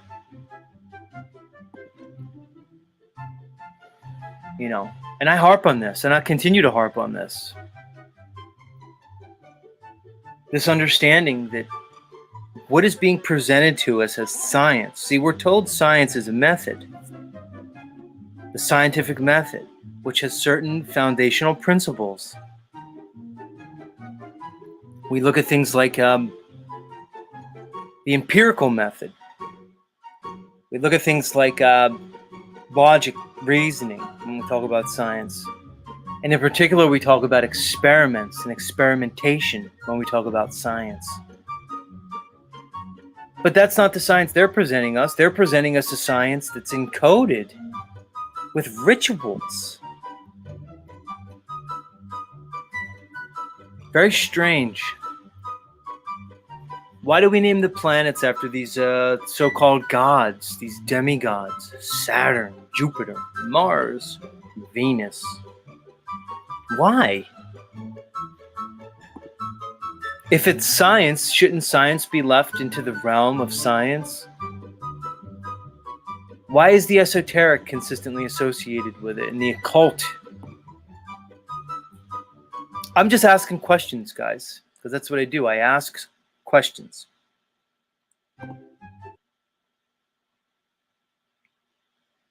As I'm trying to get my sound, trying to get my song to play. Of course, my YouTube is messing with me, but we're doing it live, everybody. We know that. We do this live. And I do it by myself. No producers here. No big budget here. Just yours truly running the show. There we go. That's better.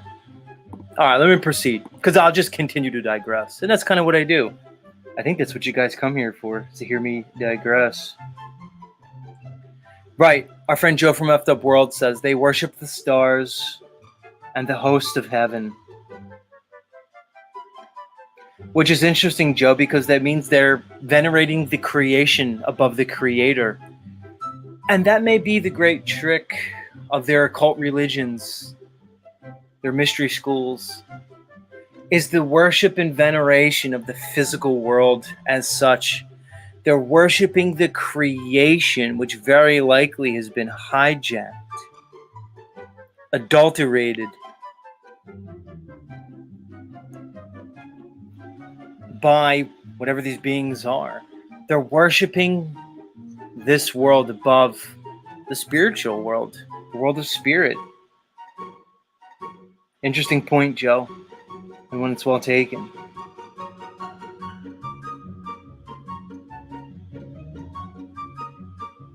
All right, let's continue. The package is a large space capsule that holds a small container filled with regolith, loose rocks and soil from the asteroid's surface. So what they're saying is NASA embarked on a 7-year project where they blasted a capsule into space, a spacecraft, as they call it, called OSIRIS-REx, and that this space craft went on a mission and has retrieved samples from this asteroid and now is bringing it back to Earth. Interesting. Let's get into it. The spacecraft OSIRIS-REx origins, spectral interpretation, resource identification, and security regolith explorer. Oh, that's the acronym. Wow. Oh my God. So they wanted to name it all right. This is where I start to scream and get all crazy and lose my shit. This is why it's hard for me to read these articles, guys, because I get emotionally involved in them because they're crazy. So they wanted to name it Osiris. So they gave it because now they're telling you that Osiris is an acronym based off this absurdly long name. I'm going to read it again. Origins, Spectral Interpretation, Resource Information, and Security Regolith Explorer, which is basically then the oh my God, which basically gives us OSIRIS-REx. Wow, as an acronym. They given it an absurd name just to call it OSIRIS-REx. It's so stupid. This is so dumb. It's hard for me to even read to you guys. It's hard for me to even read this, but I'm going to work through it. I'm going to try to breathe. I'm going to breathe in, I'm going to breathe out, I'm going to continue because this is insane. And they try to make me look insane. So now, Dr. Z, has to be ostracized.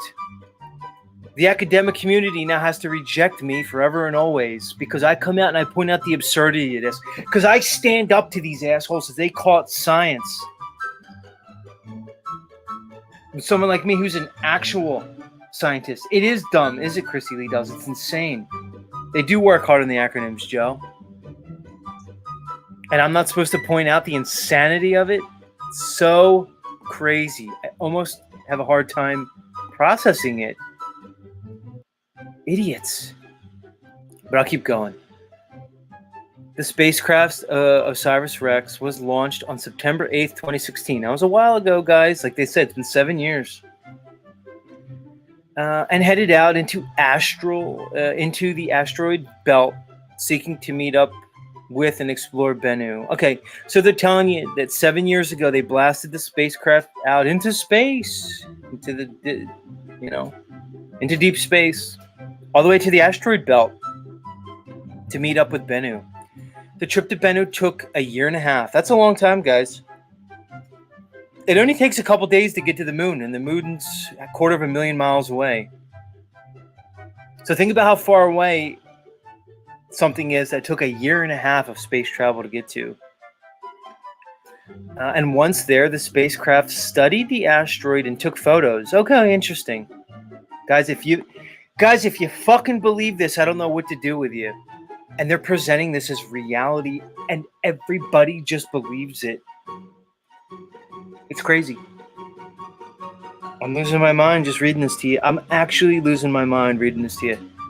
But I'm going to try to keep it together. This is where Yurt pops into my, in a thought experiment, pops into my chat and goes, yeah, it's an appeal to incredulity, satanic warrior. Logical fallacy. I want to tell you something, Yurt, and any other idiot who wants to make that argument. I'm not in a debate right now. This is a form of rhetoric. I'm presenting to my audience. You understand? You want to get me into a debate, Yurt? We'll have a debate. We'll talk about logical fallacies. I'm not in a debate. I'm giving a presentation to my audience. I'll use all the appeal to incredulity that I want, dummy. What I'm really doing is just asking questions. Let me continue. The trip to Bennu took a year and a half, and once there, the spacecraft studied the asteroid and took photos. It then landed on the asteroid for approximately 5 seconds before pushing off it and snapping a few more photos afterward. Afterward, the spacecraft returned to Earth. I want to hear what you guys really conceptualize what they're saying. They're saying that 7 years ago, they blasted off a spacecraft into space. NASA did so. And after a year and a half of travel, it was able to study the asteroid, take pictures, photos. They call it photos, which is balls, because I'd like to see the so-called photos. And that they were able to land this craft on a moving asteroid for 5 seconds and then push off the craft, snap a few more photos, and then get this spacecraft back to Earth. Are they telling you how they did it? No, they're just telling you that they did it. On September 24th at approximately 4:45 a.m., the OSIRIS-REx will release the capsule containing the sample a mere 63,000 miles from Earth. Around 8:40 a.m., the capsule will enter Earth's atmosphere and scream towards the planet at 27,000 miles an hour. Before deploying parachutes meant to slow it down, it will touch down somewhere, landing in the area of Utah test and training range at Dugway at speeds of 11 miles per hour.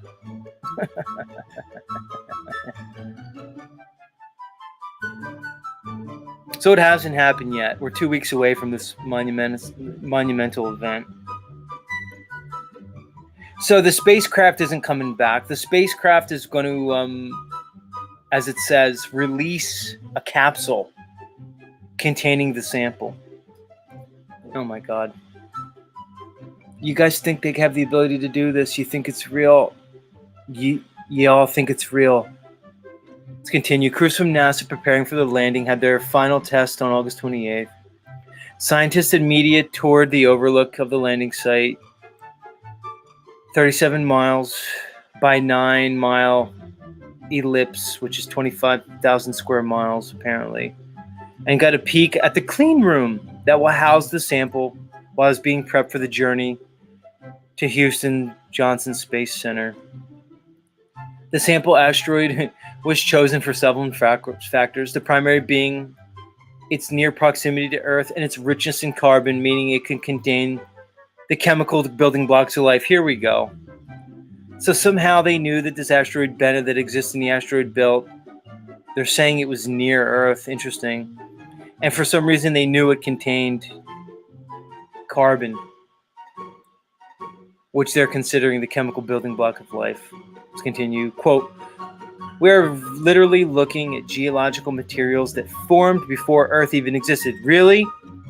This Dante Loretta, who's the OSIRIS-REx principal investigator, says, "You're just going to tell us that you're exploring this rock because of its richness in carbons, and that means that you're looking at the geological materials that formed before Earth even existed?" You're just going to say that. You're just going to posit it. No evidence, no reasoning. This is accepted science now, guys. Let me continue.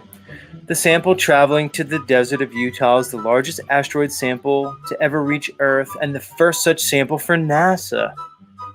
Because they're going to say other asteroids have crashed into Earth and we were able to retrieve them. But now NASA's bringing back this asteroid sample. The United States has brought back moon samples, comet samples, and ionic samples. But this is the first asteroid. Ooh, yeah. The scientists involved could not be more excited. "I personally wanted to be out there to greet these pieces of Bennu to our home planet," said Loretta. "To welcome them." Oh my God. "To the curation facility at Johnson Space Center and get them ready for the adventure we're about to put them on." Wow. Personifying these samples. Laura was instrumental in the creation of the mission back in 2008 and has dedicated the last 15 years to the success of OSIRIS-REx. His enthusiasm was contagious during the press conference last week. "We're going back to the dawn of the solar system. We are looking for clues as to why Earth is a habitable world. This rare jewel in outer space that has oceans. It has a protective atmosphere, and we think all those materials were brought by these carbon-rich asteroids very early in our planetary system formation." Right. So again, this is they're presenting to go along with their narrative of evolution, that life was brought to Earth from these asteroids. They have different names for it, transspermia and otherwise. Again, life is a cosmic accident. The foundations of life were brought here through carbon minerals and elements of carbon, I should say, elemental carbon found in these so-called asteroids that crashed into Earth, which were the precursors of life. It's amazing. Hey, you want to talk about logical fallacies? Anybody who wants something? How come in a thought experiment you come here and claim I'm employing logical fallacies, but you never use that same scrutiny to the so-called science presentation as academia? You're unwilling to point out the litany of logical fallacies used to present this narrative of evolution, transspermia, and the very model of the solar system they present. It's laughable. He continued to say they hope the sample provides more clues to the following questions. What is life? How did it originate? And why was Earth the place that it occurred? Loretta further explained that the composition of Bennu was the perfect combination to answer multiple scientific questions. Because Bennu was so rich in carbonaceous compounds, we believe that we are bringing back the kind of material that literally may be representative of the seeds of life that these asteroids delivered at the beginning of our planet that led to this amazing biosphere, biological evolution, again, evolution. And to us being here today and look back on that amazing history, wow. You guys are wizards, you're deceivers, you're grand illusionists, you're fucking bastards. Now you, Loretta, whoever you are, you just may be deceived by whoever these controllers are. I'm not. My listeners aren't. It's unbelievable. The sample will be eventually curated, examined, and studied by scientific teams all over the world. The largest portion will remain with NASA scientists, and a portion will be stored in a secure facility. Portions of the asteroid will be given to Canada and Japan, and the remainder of the sample will be publicly available for analysis by request. Yeah, sure. Hey, if Z requests the sample, you're going to give it to me? I'll go out and buy a microscope. Why don't you give me a sample? Remember that moon sample you guys gave to Amsterdam, and they studied it, and they let us all know it was petrified wood. Remember that? Here's my question: why do we have a so-called Chandrayaan Indian rover on the moon right now that's using advanced laser technology? I believe they call it some kind of like stereoscope or stereographic technology. Why are you using this to analyze the lunar soil when you're telling us you have the ability to send a probe to an asteroid in the asteroid belt that takes a year and a half to get to and a year and a half to come back, maybe more? Why do you have the ability to land on a distant asteroid and send back to Earth a soil sample of that? Why can you do that, but you can't just easily go to the moon and take back the same samples? Why did we need astronauts to take back moon samples in the late 60s and early 70s? Why do you have advanced technology analyzing moon soil now? Why can't you just send the same technology that you use for this Bennu asteroid to the fucking moon and send it back? It doesn't make sense. They can't get their story straight. It strains logic. It strains reasoning. And it's crazy. It's insane. It doesn't add up, guys. And look, here's what it comes down to.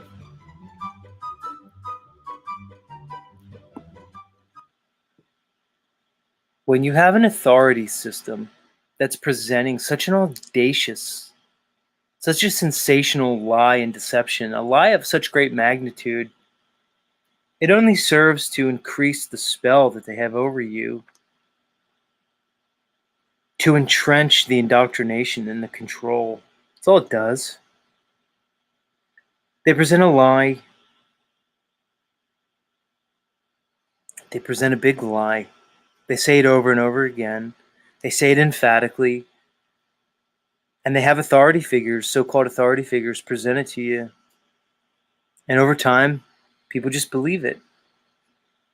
They accept it without questioning it, without questioning the lie, without questioning the information. And they do so to a point that even when presented with overwhelming evidence to the contrary, they'll reject it. Because they're not rejecting it intellectually, cognitively, consciously. They're rejecting it emotionally, because we're emotional beings above and beyond anything else.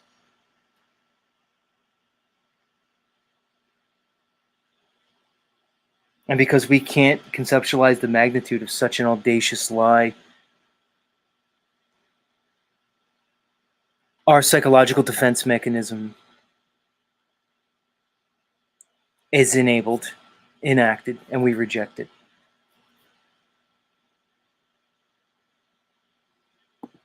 This is the state we're in. People like me see it, maybe you see it. And again, it begs the question, how do we proceed forward in the light of this? With this knowledge, how do we move forward? How do we continue here? A lot of us don't. A lot of us have chose the eject button. A lot of us dull our senses with drugs. We go into our own little fantasy. We go into another form of delusion where we shut out the world. We isolate. Don't do it. Move forward in spite of it. Don't let them win. Don't give them the advantage. You don't have to do it. Don't let them destroy your life because they're a bunch of liars, hell-bent for control. Don't let it do it. Don't fall into their trap. You're better than that. You're better than they are. You are real. You have a mind. You have sovereignty and divinity. You have a consciousness. You're being tested. This is a time of testing. You're being refined. You're being refined.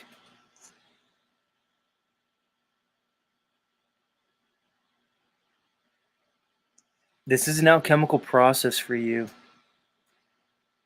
There's a concept called crucible, a trial by fire.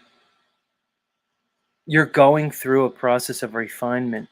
Embrace it. Enjoy it. Know that you are special. Don't forget that.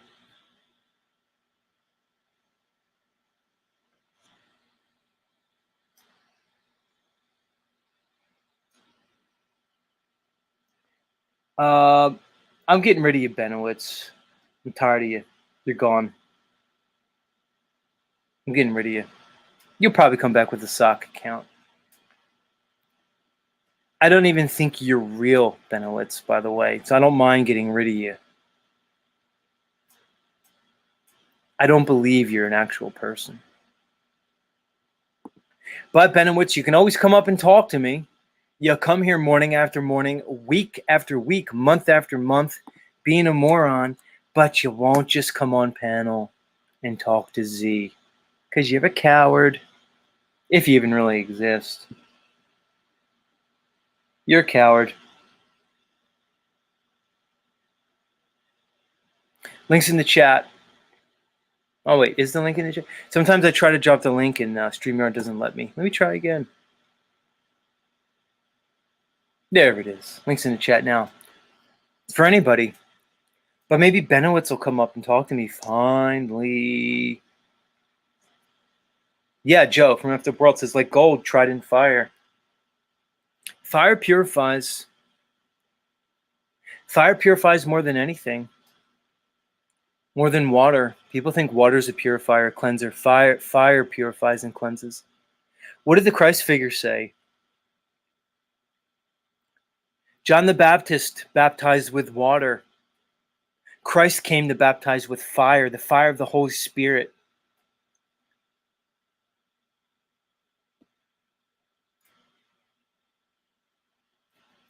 When the Christ figure was baptized in the river, it was a flaming dove depicted. It was flames that came down from heaven and baptized.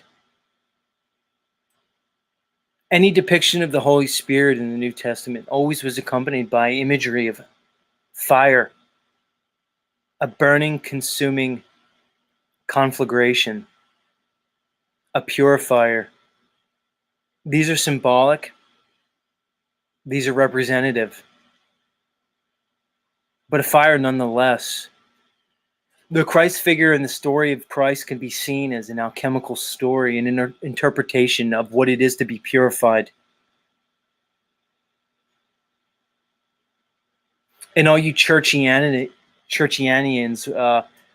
want to come in here and tell me about the scripture and act like I don't know what I'm talking about. You want to give me dogma.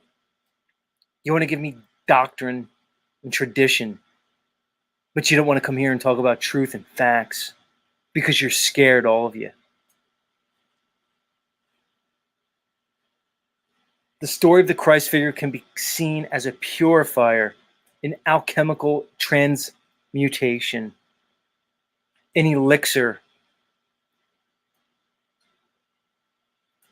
I don't want to hear your doctrine. I don't want to hear your dogma anymore.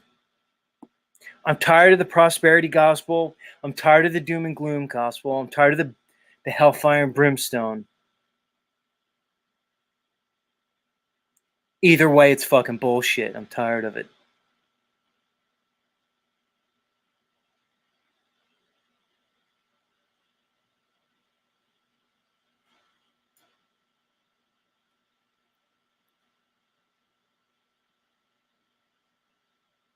All right, let's bring up some guests. Who's here? Who's here? Who do I want to bring up?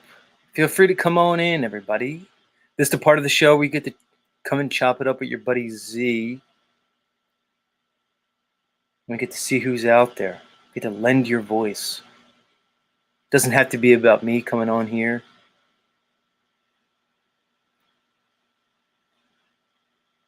It could be about all kinds of things.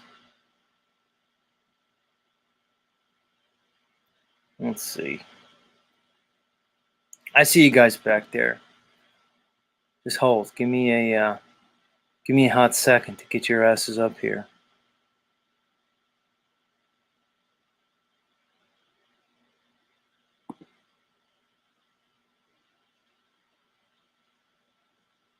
All right, let's go.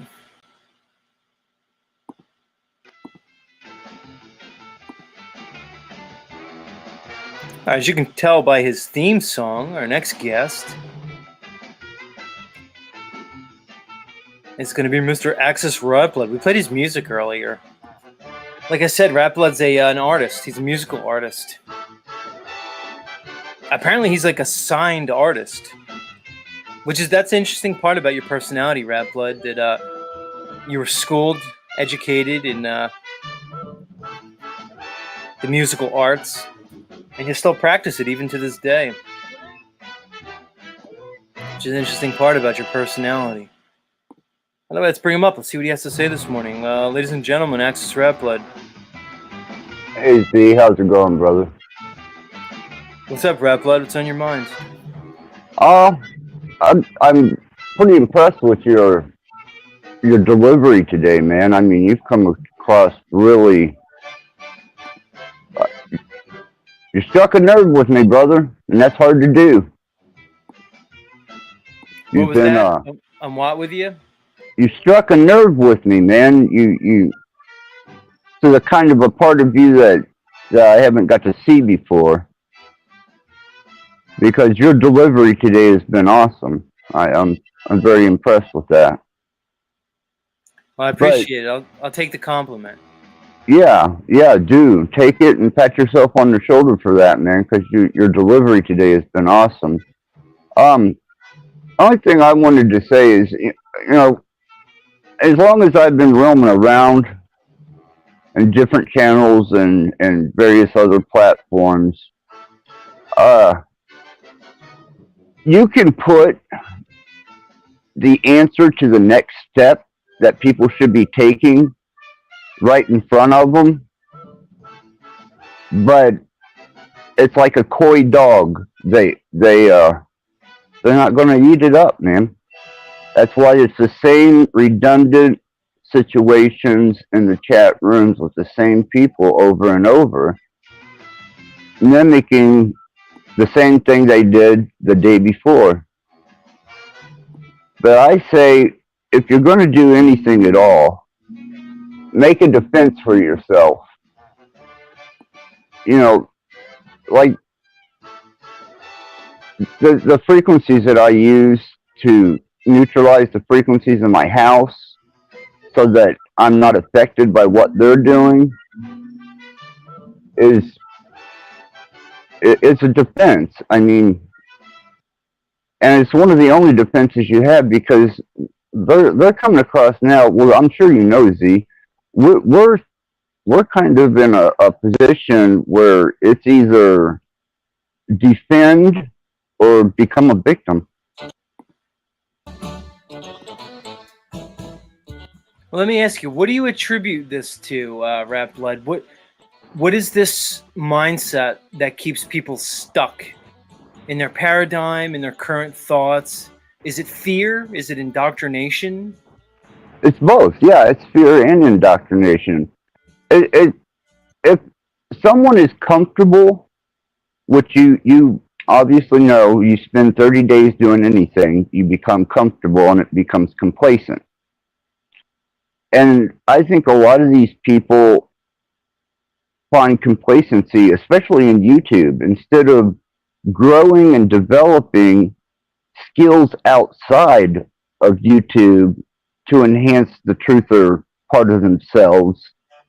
They just kind of linger and wade through the continual stagnant. I say do something constructive, and especially if you got to be around electronics, learn how to defend yourself around electronics. If you got to be in society, read your environment and become adapt, like you said, which is the key word. Become adapt. Learn all that you can. Broaden your spectrum, broaden your knowledge, broaden your state of mind. There is no forbidden knowledge. There's just bad intent. That's a great point, Rat Blood, which you made about the forbidden knowledge. People are afraid to think. It's almost like they bought into the idea of a thought crime. That if I investigate this or that, then in some way I'm bad. And it leads to the imprisonment of oneself. It's a thought prison. It's a mind matrix that these people trap themselves into. And it's quite limiting. And I think the religions did it. The presentation of the church, the original sin of man, that we're sinful just by our very nature, that we're born into it. And people still fall into it. I think they're comfortable in their slavery almost, in some way, I have to agree with you on that. Me personally, I grow and develop every day. And I'm constantly got my hands stuck in something that's a counter to what's going on. Environmentally, politically, even socially. Anything I can do to spark just the smallest spark in somebody, or to throw any type of wrench into their game and what they're doing, that's my goal. That's my objective. It may come across scary at times, but the fact is you're up against military frequencies and military millimeter microwaves. Well, you damn well better learn how to protect yourself from that and get a wall of defense, or otherwise they could use skull technology on you. They can deoxygenate your blood with 30 millimeter waves, which are military waves, which 5G towers have in them. They're going to 10G. At 10G, if you have any influenceable nanoparticles in your system whatsoever, they can access control of that. These are serious times, and the warfare that we're fighting is not on a battlefield like we've ever had to face before since the cataclysm.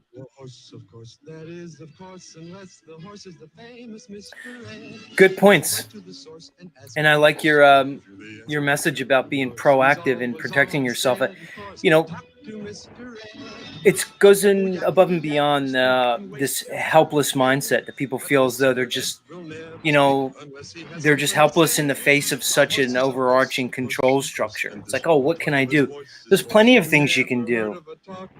You're more look, each individual is more powerful than they really understand. You've only been conditioned and indoctrinated to say that you're less than what you are.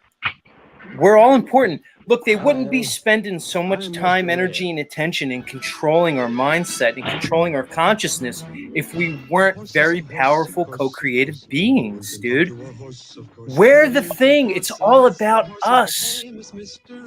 This whole reality, that's the thing. Once you take away their paradigm, you realize this reality is about humans. You're not just part of this reality. You're not just another animal on the planet Earth. It's about you. Earth is the center of everything. They just lied to you about the cosmology. Earth is the center. You are the center of the Earth realm. Everything is about you and your brothers and sisters. You've only been conditioned away from that. There's no difference. Hey, that's very well said, and that's the truth. I mean, it's a shame to see such things go down as such the anniversary of what today is. You know, you had the Oklahoma thing, then now you got the Hawaii thing, and people are still sitting around without any type of serious objection or display of we're not going to take this at all. You know, and I'm curious as to whether they haven't stifled the human mind, the weaker human mind, already with not only their social programming, but using frequencies and addictive devices such as, you know, your phone, your computer, YouTube. These things completely distract you, and if you look at the reality of it, at what point in time in history could you wipe out an entire section of an island in the way that was wiped out, and nobody stand up and voice themselves and maybe take some precautions so that if they decide to point that technology at you and burn your shit up, you know, have a defense, have a plan, have something. Well, that's the thing, Replet. Everybody's so willing to turn their head when it's happened to somebody else. But then when it happens to you, everybody looks around and says, how come nobody's doing anything about it? It's like the presentation we got from the, let's say World War II Germany and that whole thing. It's like, it's the whole thing. It's like, you know, they came for this group, they came for that group. I did nothing. And then they came for me. And then there was nobody left to do anything about it. You know, this is how it happens. You know, it's the classic trope when, evil thrives when good men do nothing. And they've conditioned to passivity, like you said, where we can watch these atrocities happen over and over and over again, and people do nothing. But Replet, I wanted to ask you, your music, right? Yeah. Let's just make a left turn since I have you up here. I played your song earlier. Yeah. Was that all original music? Yeah. Yeah. Everything on my channel is original music.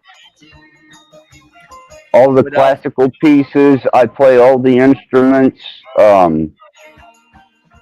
Yeah, I was in a band called Thrill Kill Cult. My life was a Thrill Kill Cult back in '94 and '95, and we were under Wax Trax Records at the time, which was a subsidiary of TVT Nothing. That was out of Chicago. Wax Trax Records has the history for being the first record company to start signing Rust Belt industrial bands. And I fell right in with that very completely. I never bought into the mainstream or the rap genre, or the record companies sold this out really hard whenever, you know, heavy metal took a dive and suddenly this hip hop rap gang come on and nobody wanted to sign anybody. But luckily we had Al Jorgensen, we had Reznor, we had TVT, we had Nothing Records, and Cleopatra, and that's what kept our ass afloat. And it being a lucrative thing after 2008, you couldn't make a dime in the industry if you wanted to. And that was what about because everything was digital at that point. That was the Well, that's when they started creating artists. That's when America Right. got talent. You know, that became your next big star. If you had a look or a certain presence to you, they gave you the music. They had writers come in. They had studio artists, and they developed the music for that personality.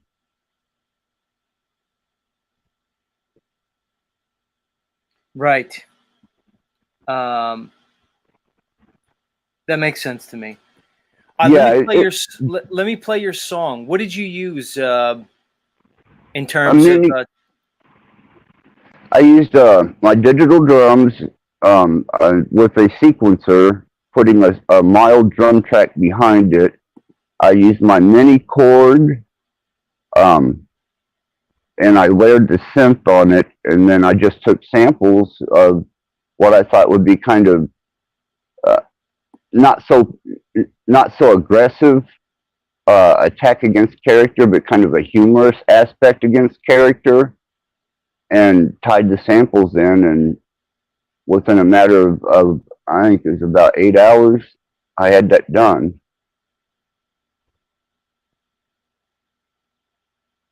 All right, let's play it. Let's play it for anybody who missed it this morning. This is entitled "The Z Show with Boobs" from Mr. Axis Raplet himself. Welcome to Z Show, my show. You found your way here. Complete sociopathic personality disorder. Facts. So my mind is like forever, irrevocably fucking twisted by boobs. Young naked boobies.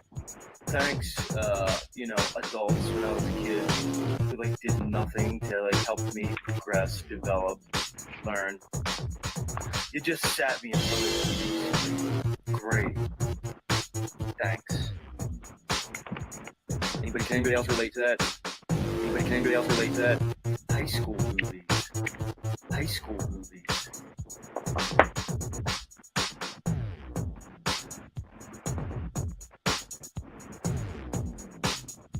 Welcome to Z Show, my show. You found me right here. Boobs. Young naked boobies. Complete sociopathic personality disorder. Facts. So my mind is like forever, irrevocably fucking twisted by boobs. Young naked boobies. High school movies. High school movies. Boobs. Young naked boobies. High school movies. High school movies.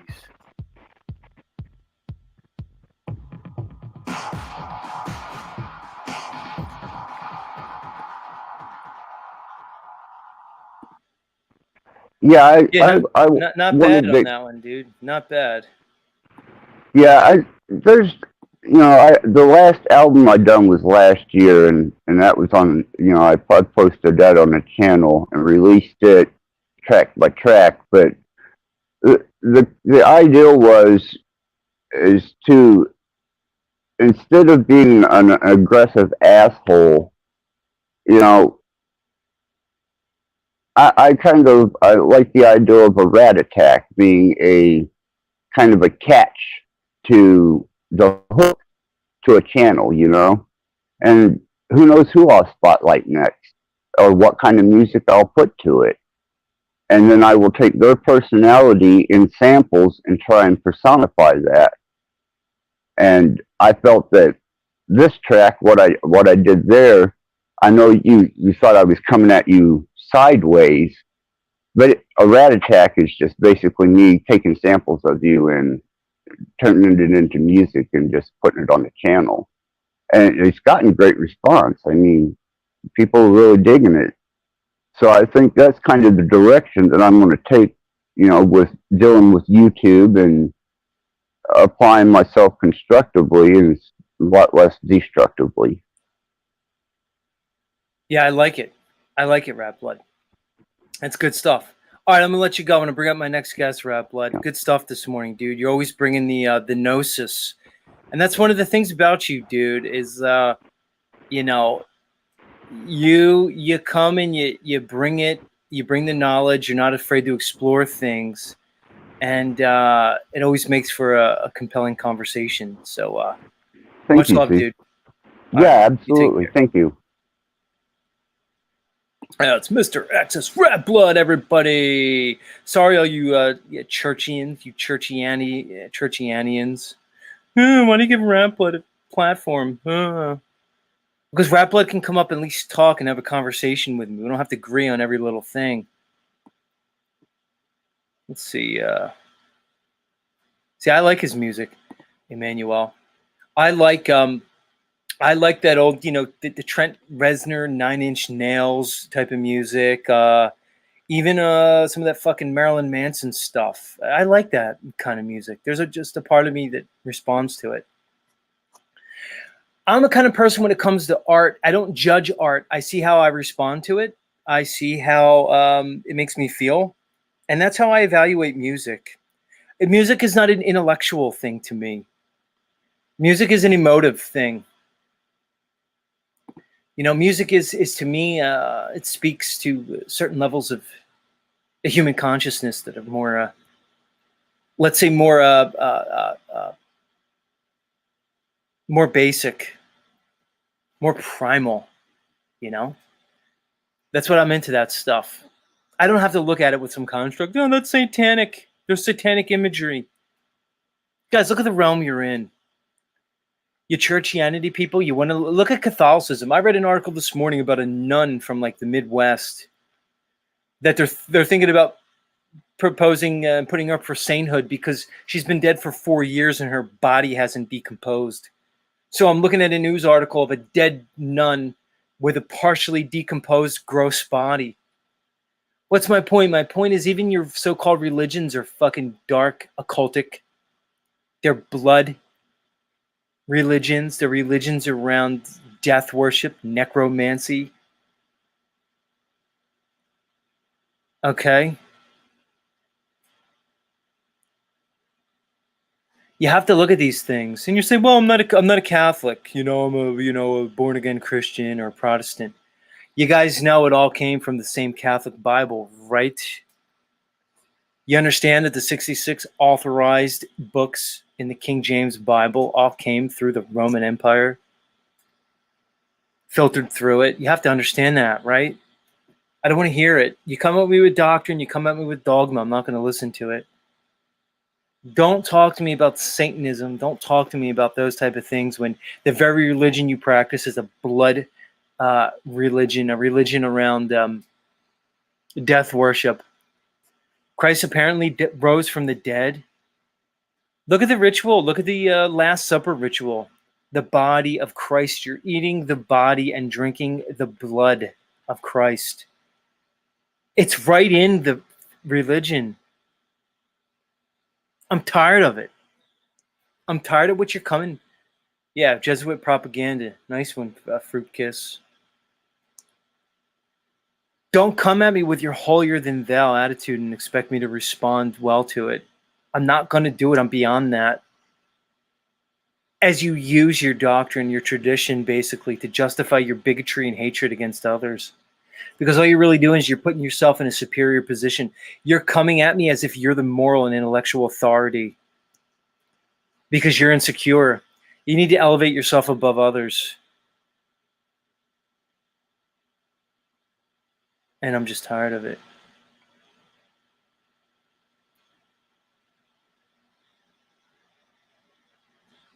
What's Rose? I see Rose is here. She's asking me if I want to sing Marilyn Manson and 9 Inch Nails and stuff. She says, Z, do you want to sing Dope Show with me? Yeah, why not? Why not?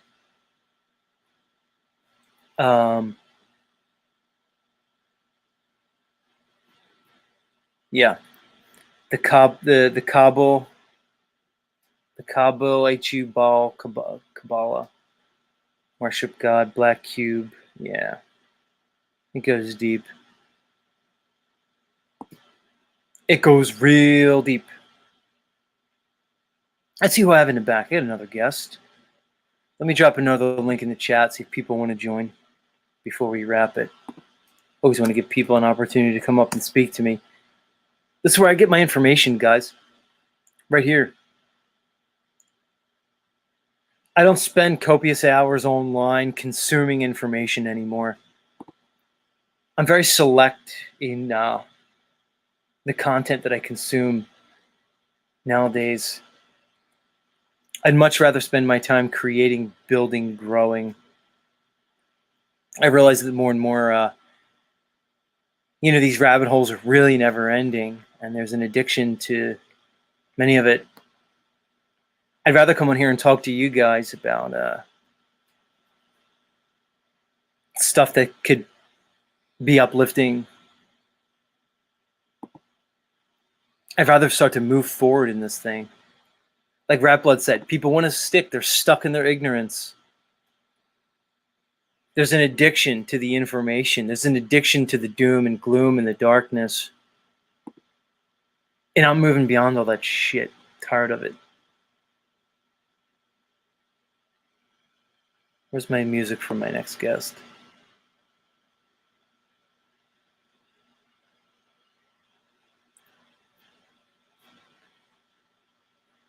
Maybe someday soon I'll update my technology. Right now, I find it hard to justify investing in updated technology when the stuff I have now is serviceable, just non-ideal. I would like to update my microphone. You guys have to understand, I'm just using a laptop with the inbuilt microphone. I don't have a special microphone, so it's going to be limiting.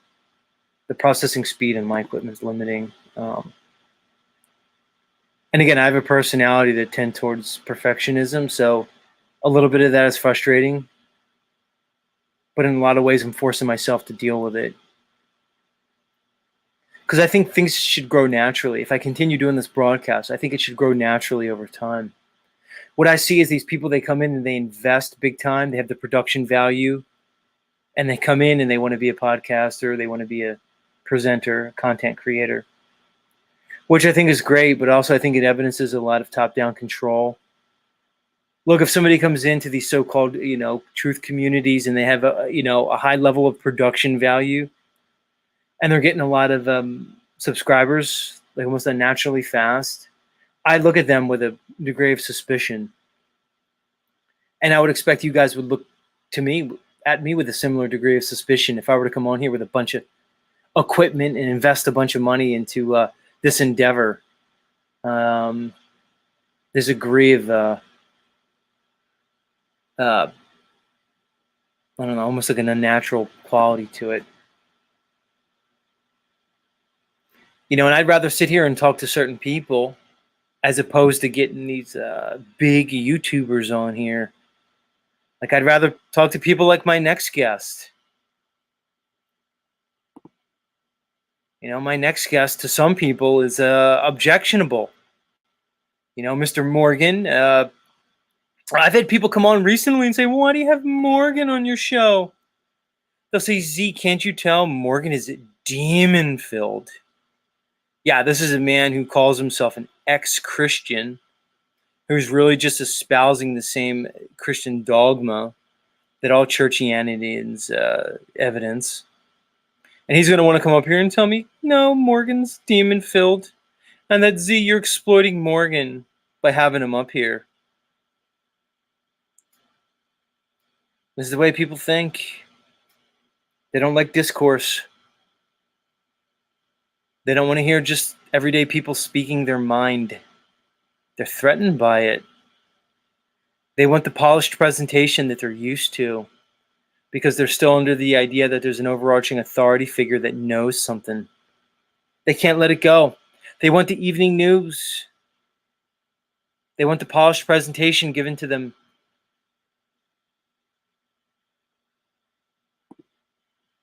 Basically, idiots.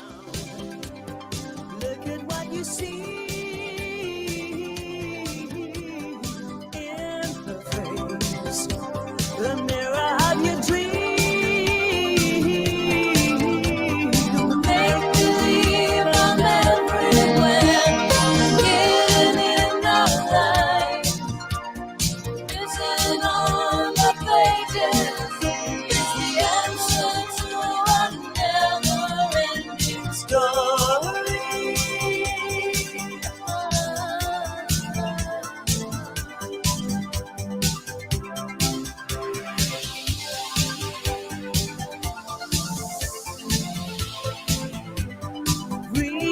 stars.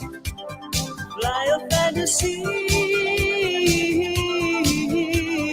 dream a dream, and what you see will be. Rhymes that keep their secrets will unfold behind the clouds. There upon the rainbow is the answer to a never-ending story.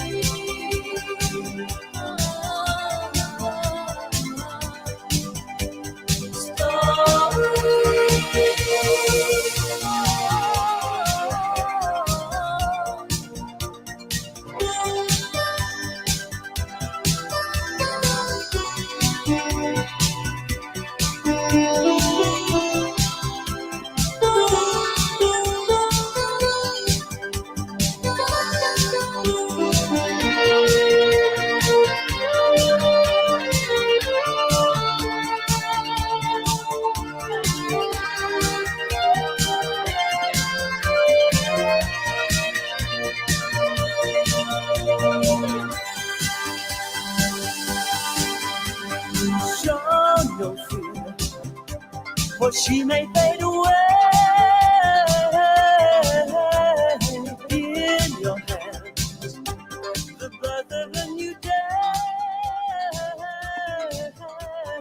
Rhymes that keep their secrets will fall behind the clouds.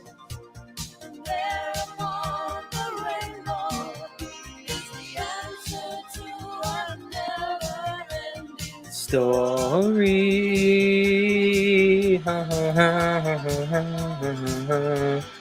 never-ending story. It truly is a never-ending story. What's going on, Morgan? Hey, just thinking about the primordial ooze and how it's actually love. They don't want you figuring that out. Hold on, Why? I'm trying to adjust your microphone. It's got that crackling shit going on. I'm Okay. gonna do stuff on my end with the reduced background noise and stuff. Hold on, let me see what I got here. All right, say something. I have that as well. I have reduced background noise. Let's see how. Now I've got my volume at half. I can turn that up. I'll just keep talking so you can kind of get a baseline at where we're at. I don't know. It's crackling pretty bad, but we can put up with it. Like I could still hear you and stuff. Okay. Maybe leave and come back. Maybe just try leaving and come back real quick. Let's do that. Sometimes it's the only thing that helps.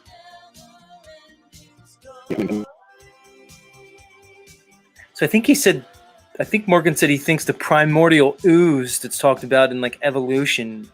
I think he was equating that to like eternal love. Instead of saying like we came out of ooze, we came out of love. That is something Morgan would say. That's a very Morgan-like thing to say. There's no doubt about it.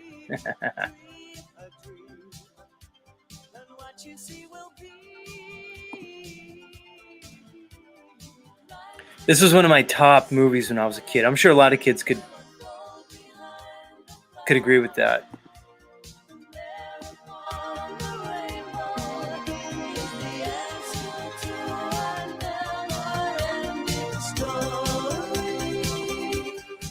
I mean, look at the imagery. The movie seems to be highly encoded.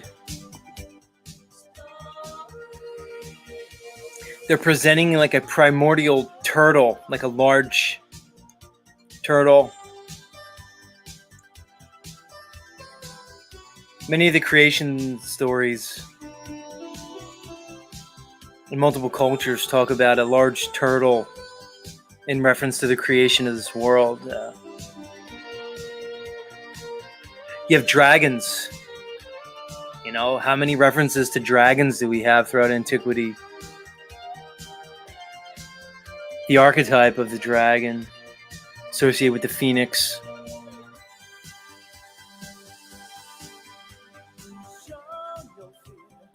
There's a lot here.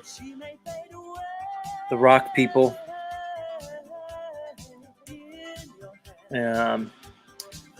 the idea that of a world that's created through imagination. The idea of a reality that's founded on the imaginations of men and women. What does that say? What does it say about our reality?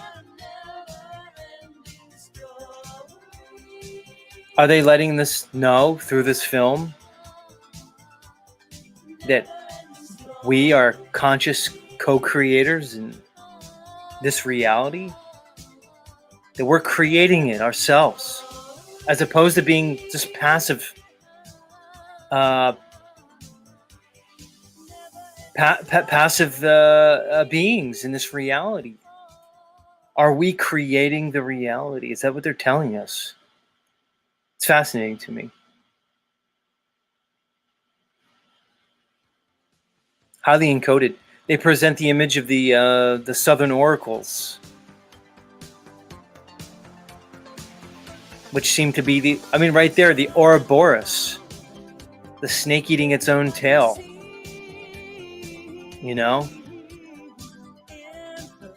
Imagery that's been encoded throughout all their secret societies.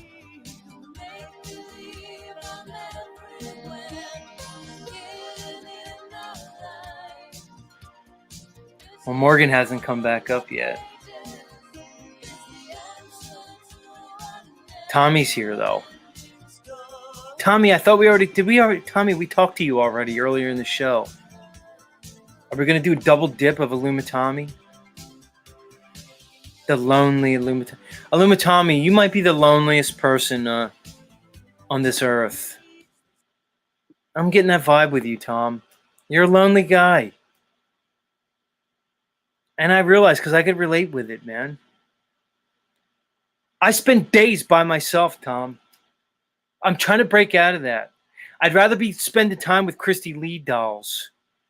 I'd rather be engorged in those nice breasts. I don't need to be sitting here alone, Tommy. I'm doing it to myself. There's no need for me to be alone day after day. And there's no need for you to be alone, Tommy. It's not going to happen here. See, Tommy, you're looking for connection here on the metaverse. It's not going to happen, dude. You're not going to find what you're looking for here. It's going to be empty. It's always going to be an empty, a fruitless endeavor for you, Tom. It just is, man. It's kind of sad. No, I love being alone, except for if I ever don't have my dog. But I get all I want from people on this metaverse, and when I do a quick exchange at a store, that's enough people. I can do without. Don't get me wrong. If I was like Will Smith and that one movie, it was just me, that would probably suck. But yeah, not really lonely. I just forgot to tell you, Z. Do you know that horchata? The horchata mix that the Hispanic people use to bring us the coconut water? The coconut cinnamon water? Yeah, you it's ever one of my put that in your coffee, bro? Do you ever put that in your coffee? So it's funny. I have a bunch of Mexican restaurants around me. There's a lot of Mexican people that live around me, and there's this one. They make the fresh horchata every day. I was going there every day and getting it, but it gives me the runs. It makes me. It was doing something weird with my GI system. I don't know if there's too much cinnamon or what's going on. Oh, you know what they're doing? They're using water imported from Mexico. You're not supposed to drink that water. Nice one. But I do love the fucking horchata. A lot of people have no clue what we're talking about. You're telling me you put the horchata in your coffee? You can get like the mix. Yeah, I don't go get the liquid. I get the powder mix, and I put it in my coffee. Oh, excellent. No way. Yep. Well, what is it? It's like a coconut mixed with cinnamon, mixed with something else. I don't know what it is. A little bit of sugar, probably, yeah. Rice milk, that's what it is. And rice milk. It is really good, though. It's so good. Yeah. So that's your thing, horchata? But come on, dude. You're telling me you're not lonely, Tommy? You're not a lonely guy? Come on. I'm in a metropolitan area. I mean, I got people shooting and driving, and there was the police standoff outside my place.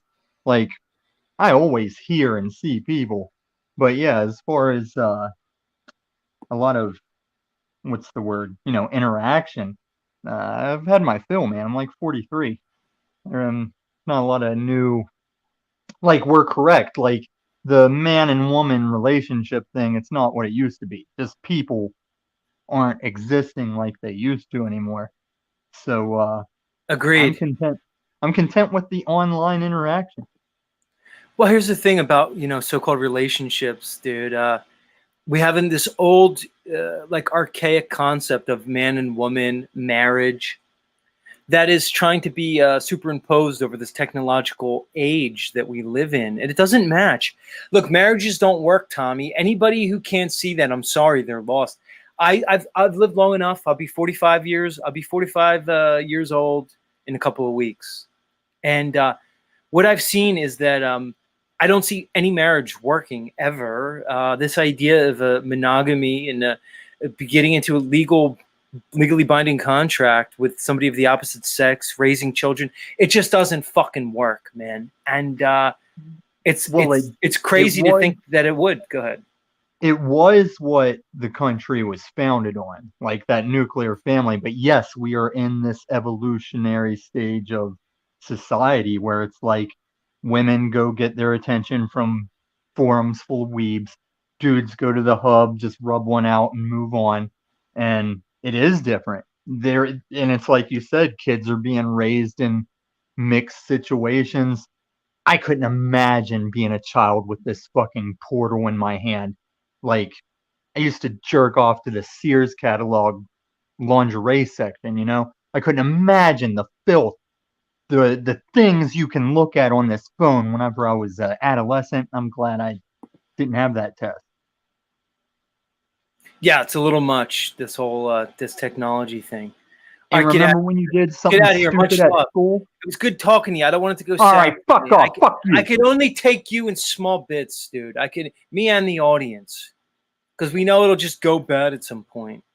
That was good. You said something good. Morgan, are you there? Let me try bringing you back up, Morgan. Mr. Morgan, who apparently is filled with demons, and I'm exploiting. He's exploiting Morgan for content. Right. See, everybody laughs at it. You got to take Tommy in drips and drabs. But he is reaching out for connection here. He says that he doesn't need anything other than the metaverse, but I'm not buying it, Tommy. Not long term. Not long term. We need real connections. This idea that we could have these biological bodies, these bodies that have existed and have been, the same genetics for quite some time. Like I said, I don't believe in evolution, but either way, it seems like we've been around for quite some time. If you want to say it's been thousands of years or hundreds of thousands of years or millions of years, either way, we've been around for a while.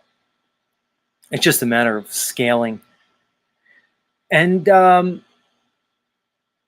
exist in the way that we're existing in this technological age seems to be quite incompatible with our biology.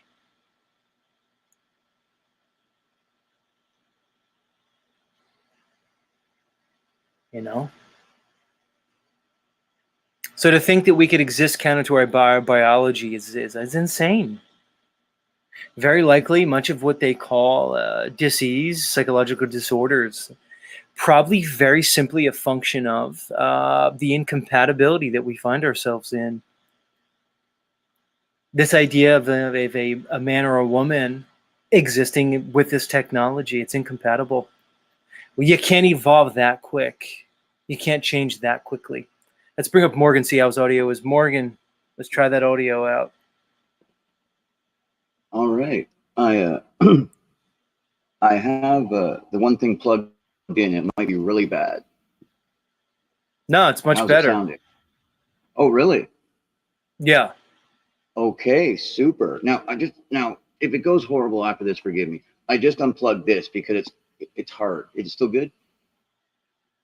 Yeah, you're still good. Oh, perfect. Because I need to get great, man. Awesome. So You were so right about marriage. If you'd like, I could read the passage where Jesus, his disciples are speaking to him, where Jesus says, to look is to touch, like to touch something else, because we touch with our eyes. So when you see a woman, right? Let me attach it to another verse because my middle name's Reed. Wait, let me slow down because I read the book. Now, the Lord says, because he doesn't want you being overcome by your guilt, because the devil will use that obviously against you.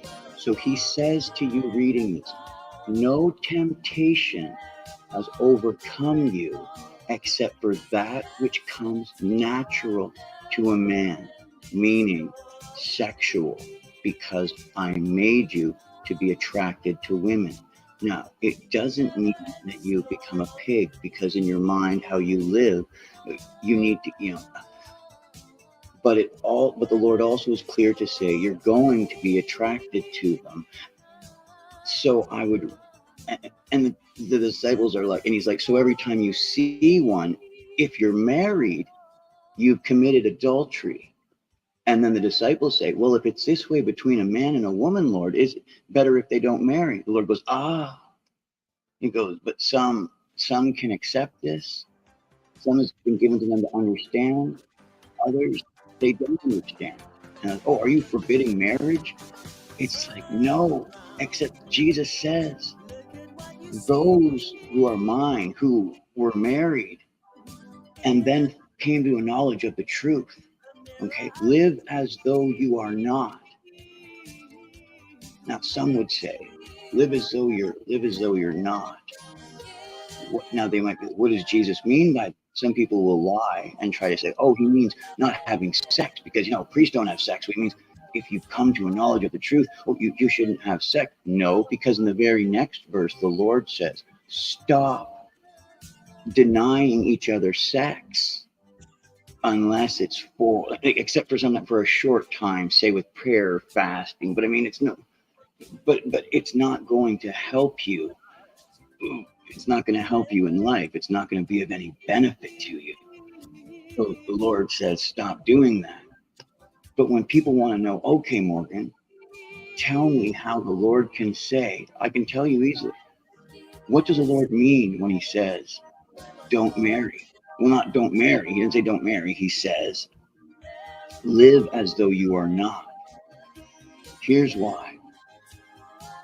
A contract that you sign says that your body's not yours and his body's not. Now you're the other. In other words, there's not choice. Okay, there's not choice in a marriage, and that means what you think it means: rape. In fact, there's a lot of arguing right now in the court system. There has been over the last 10 or 15 years. Because the Lord said, I'm handing down through angels what is actually right or wrong over 1,000 years, because I can't just lay it all on you all at once. And the biggest thing that he was talking about was that women are your entire equals. He knew that the disciples would begin to laugh and not understand what he meant at all. And this is why he would go off by himself and pray to his Father words like this: oh, Lord God, how long must I be around these dull-minded people? It hurts, Lord God, but I love them more than the pain. But Lord God, they are dim. And it hurt him, but he knew you must begin the work somewhere. But he told them. He told them. And then now, just in our court, they're trying to figure out. So women have choice. Oh, by the way, and in most of the world, it's not even a question. No, you are a whore, and your child is what? A bastard if you are not married. Think about that for a second. Even though the whole time it's right in the Word of God, Jesus says to people, when they go, what do you mean, Jesus, by? Don't, because you're like, whoa, he actually says it in red letters. Don't live, if you became a Christian or if you came to the knowledge of the truth while you were married, I ask you that you live as though you're not. How come they don't just write in that verse, I would ask that you give each other choice? Because he answers it in the next one anyway. And then he answers it to the Pharisees as well. Hey, if a guy dies, so his brother has the object, his possessions, and then, that guy dies and his possessions go to his brother, of course, in order to raise up, property for him, children. Who owns the object in eternity? Because they didn't even have the concept that a woman would have choice. Now, when he destroyed the world the first time, I want you to think of something real practical. I want you to think of what it actually says in the verse in Genesis 6. It says,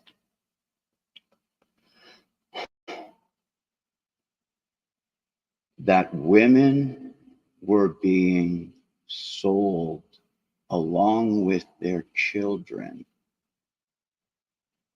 to the giants, such as Monsanto or Pfizer, to be used for adrenochrome, to be used for slaves, because they would need lots of slaves to serve them. And then he says, and because of this, I destroyed the world, because they wanted the slaves and to contract the women and their children to continue on with their genetic defilement of them. Now, let's bring it to modern times. Jesus says, as in the times of Noah, it will be. There is no if, ands, or but when you find a place in the Bible where it says this is what's going to happen. Every single time it happens. There's no promise of God that does not happen. So that's where you can get a picture of what's going on by the promises of God. So he says, it will be like that in the end, before I end what's known as the world for good.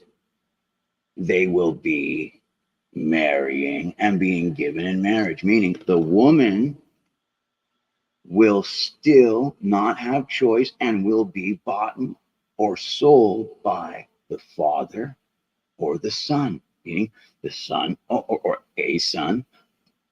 I would like to purchase this woman.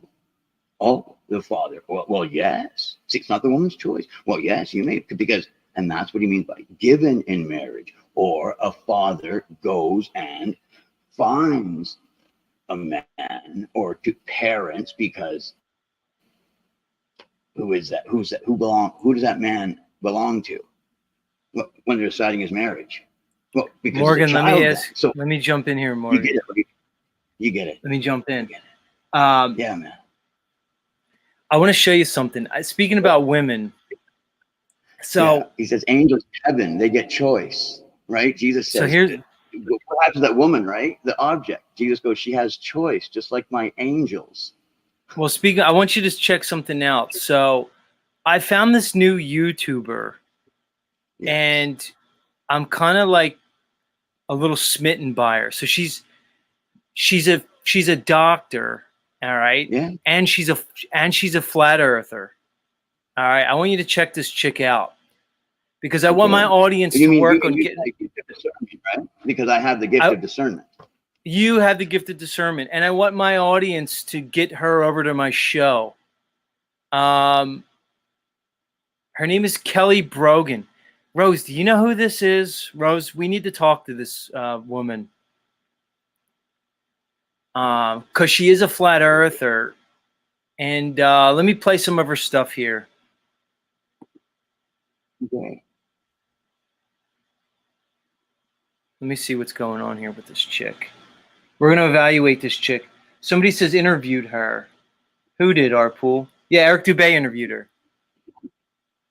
Rose knows her. Why can't I? Rose knows her? Wait, why can't I hear her? Hold on. Where's my fucking sound? Rose 777's been on the beach with her. She says, I was on a beach in Miami. I knew Rose would know her. I just knew Rose would know this broad. What's her deal, Rose? Why do I have my my sound off? See, of course, I'm trying to go through this stuff and my sound's not working.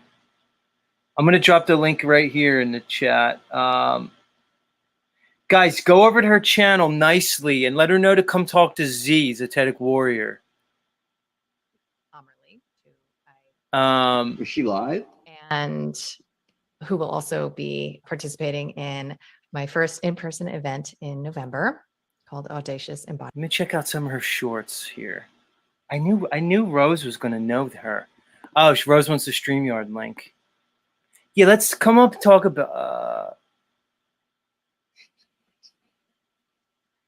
Let's talk about her, Rose. Melanie Mac, but a bit more sultry quality. And Rose is going to let us know. Yeah, she's hot, metaphysician. I'm going to play some shorts. We need to see what's up with this Kelly Brogan here. Let me play this.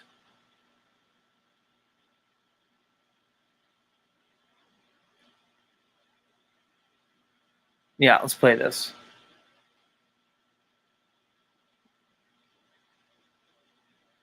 I have this phrase always rattling around in my mind when I'm with my children, because when it is most needed, it is least available. Those three words can be the hardest words to say when they would be the most reparative and the most connecting, which is whenever your child expresses something that you don't agree with, that is the moment to utter those three magical words. Tell me more. It suggests that you are sovereign enough. All right, Morgan, with your discernment, what's your first impression of this chick? She feels. Okay, so she is taking in from the world in order to what a woman wants to do is comfort and heal. Okay, experiencing another so woman. she's using her energy to try and comfort and heal and be what is naturally what is called a mother. So where are her children? Because the one who doesn't will have more. So I'm not sure if she's fulfilling that role, which the scripture says she will fulfill, of being the mother of more by having less physical children. But that's what I'm seeing. So maybe maybe she had them when she was younger now, and now when she was 20, and now that she's So it's interesting. Ruled by Saturn says she's sad, which is funny. Ruled by Saturn, I picked it up about her too. So she did a whole interview with Eric Dubay, and something inside me was clicking. I was having an attraction towards her, but I think it was more about what Ruled by Saturn was saying. Like I was picking up almost like Morgan was saying, like a wounded healer vibe in her. Yeah. Like she has this, because I could relate to it because of things I've done in my life, my past profession, and when you're in a health profession and you're in some ways helping heal people, there's a certain personality characteristic that one embodies, and I was picking that up in her, and I was kind of picking up on her vulnerability, Rose. And then I was responding sexually to it. Morgan, I'm going to bring Rose up. I'm going to shelf you real quick, bring Morgan up. I'll bring you back up maybe in a bit, Morgan. Yeah. But I'm going to focus on Rose. I got my guitar still. Rose, do you understand what I'm saying about there was a vulnerability about her that was attractive? Yeah. I was attracted to. Okay. Well, I mean, I obviously don't pick up on that, so I didn't think that at all, but that's because I'm a girl and I'm not a lesbian. But okay, so you were attracted to the vulnerability, but I think the reason for that is because I think she might be recently single, because when I met her in Miami, she was with a guy named Sayer G.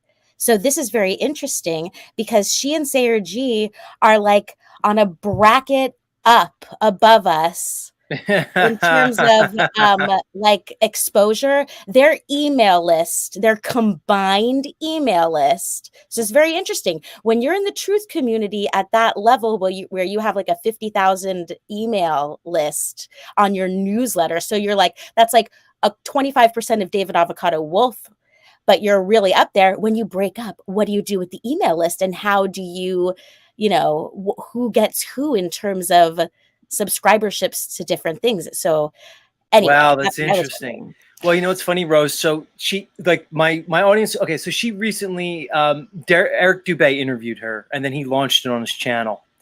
So I saw that, but I was exposed to her. I think she interviewed Mr. David Weiss not long ago, and he played it on his channel, and that's where I was first introduced to her.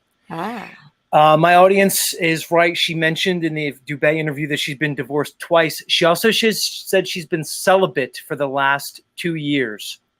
So you must be referring to her last relationship. Yeah. So now Okay, she has so Z's. Now she's got Z's attention. I think now she might be actually ready to find someone, but we're talking about a very high value truther here. So I think that you have a lot going for you, that you're also a doctor. But yeah, we got to bring her on the show somehow. Yeah, we got to get her on the show. But here's the thing.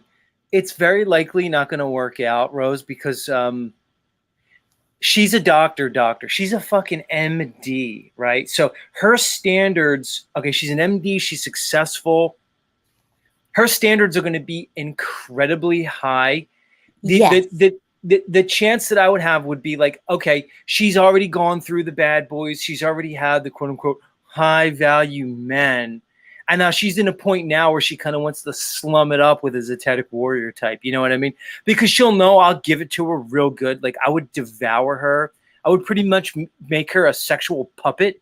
And she just, maybe that's what she's interested in. Maybe she's like gone through the spiritual connection with the enlightened guy and stuff. And like, she might think that that's what she would find with me, but wouldn't be that. I don't know. I'm getting look, here's one. She's pole dancing. Let's watch this one. She's fucking pole dancing.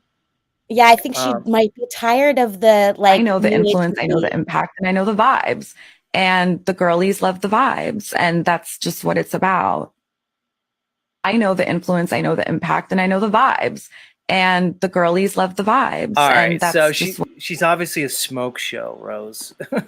I think that now she knows exactly what she wants, Z, and so she's just going to get it. So I don't know if you're her type or what she's actually looking for, if she is looking for a bad boy, but I know that she definitely probably wants someone who is established and where she could live a very comfortable life. She needs to maintain, just like Andy Kaufman, when he quit his job as a psychiatrist at an inpatient facility, he needed to figure out how to translate his truther lifestyle into this. He didn't want to lose anything in his lifestyle. And let me tell you something about Kelly, just so you know.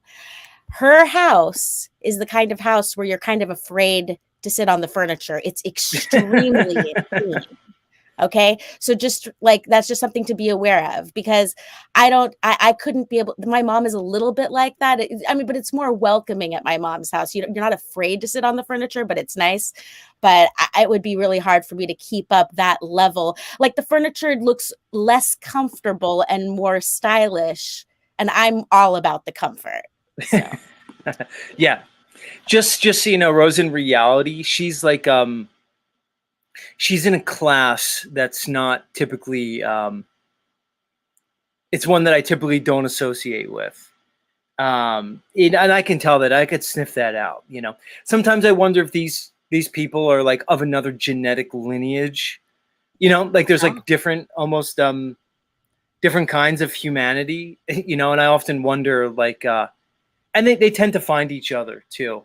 Let's go back to the conceptions of like the Aryans and shit, and what they were looking for, and the Ubermensch. That's what I look at. I'm like, oh, she's chosen, so to speak. So I look at her and I'm like, all right, like, but I could appreciate the beauty, and the idea that here she is amongst these woke communities. But I'm going to go back to what some of my chat was saying, that I see a vulnerability to her that she may not know that she has, or either that or she's presenting it in a conscious way, knowing, how she's presenting, but I do see a vulnerability to her that is endearing and in a lot of ways sexy. Just saying. Well, I think that she might possibly be at Flattoberfest. So maybe she will find what she's looking for there. Yeah, who knows? But my impression of her, this is just me speaking, is that she's probably very difficult to please and satisfy in the terms of a relationship, because her expectations are probably extremely high. She probably also, like many women in her position, have conflicting characteristics that she's looking for in the male, because she'll be sexually attractive to the uber alpha, but at the same time reject many of the characteristics of the uber alpha male, because the guy that's going to be sexually alluring to her is not going to be the guy, like you said, that's going to want to settle down, live a lifestyle that's a little bit bohemian, so to speak. And I find that, Rose, and I'm just speaking for myself, that many women have conflicting ideals about men, and it often dooms any potential relationship. I don't know if you have any thoughts on that. Not necessarily about her. We can speak in generalities. We don't have to speak about the lovely, what's her name, Dr. Megan? Kelly Brogan, Dr. and she Dr. is lovely. Kelly. Dr. Kelly. I don't know her. I don't know her well enough at all. It was just that experience with making the movie called Terrain, the film, with Andy and Sayer G and a whole bunch of people. It was really fun, but that's the only experience. So I can't say anything. I have no idea what her personality really is, because you can't judge people from how they act on YouTube. From what I saw, she was a really kind individual, but she did have that air about her that I know exactly what you were talking about like the different species where you wonder if you could even breed. yeah, exactly. Yeah. What was the movie? What was the theme of the movie? Terrain, the film, and it was about germ theory. And I had one line in it. Crow had one line in it, a little tiny cameo. But yeah, it was just, they brought in Stefan Lanka, and they were just, I don't know. You could go to terrainthefilm.com. Maybe they have like a little trailer. But I haven't seen it since it came out, because I don't know how to watch it without paying for it. Oh, I see. Well, here's the thing, Rose. I did hear her speaking on germ theory and her objections to classic germ theory, which is always nice when you have someone like her who's an MD, and Kaufman who's an MD, coming out and speaking against their colleagues, going against the professional zeitgeist that has developed around medicine. It's always nice to see that. Yeah. But she piqued my interest in one, because she's attractive, but even more than that, there's a lot of attractive people. Again, I do see a vulnerability in her. Now, she just may be extremely good at it. I mean, she's a psychiatrist. She very likely intellectually understands the traits that lend themselves to presenting as vulnerable, right? But at the same time, she does have that vibe. And I think she's sexy. I really do. Z's just putting it out there. But either way, guys, go over. I'm going to drop the link in the chat again. Let her know that I talked about her this morning. Let her know to come check my show out. And I want to talk to her. Yeah, Ruled by Saturn's on it. He says it's her sadness, Z. I don't know, Rose. I'm just picking up like a sadness in her. That's You're probably right. I'm a sucker for damaged. Because here's the thing, Rose. I'm gonna jump out the window a little bit here. These psychiatrists and psychologists, the people who tend to get involved in these fields, they tend to be the most wounded, the most psychologically broken, and they enter these fields to, in a way, attempt to help themselves by helping others. It's a projection a lot of times, and there's a part in me that's really attracted to that type of emotional damage that I pick up in these people. I really do. But it also makes me a really poor candidate for treatment. I'm at a point, Rose, where I can't go to a therapist. People say how therapy is great for you and everybody needs therapy. I can't anymore. have not encountered a therapist that could fucking handle me. Go ahead, your I thoughts. completely understand. You know, the thing about psychiatrists, they fascinate me because I feel like after a certain point with a patient population and continuously being exposed to people's inner thoughts and what they're going through, it can like harden you because instead of seeing them as individuals, you start to just see them as patterns. And when you're a psychiatrist, you're not really, it's not like, oh, let's like do this therapy together or really work through things. It's more like, how you doing? All right. How's the medication? All right, let's keep going with the dosage. So it's like their job is to try and correlate this visit with, all right, am I prescribing the proper medications for their symptoms? So I wonder if she was able to bypass that, and that's why she left like the mainstream, and now as a truther she's really working from the heart. Or did she just get hardened like everyone else who's a professional and doing a job day after day dealing with people and having to analyze them? Yeah, exactly. I asked the same questions, that you're kind of the same mindset. Like, listen to the stuff that my audience is basically saying. Hold on, Christy Lisa's flow state. Notice how you don't get put in timeout for that comment here. I don't know what you mean. But listen to what my audience is saying. They say,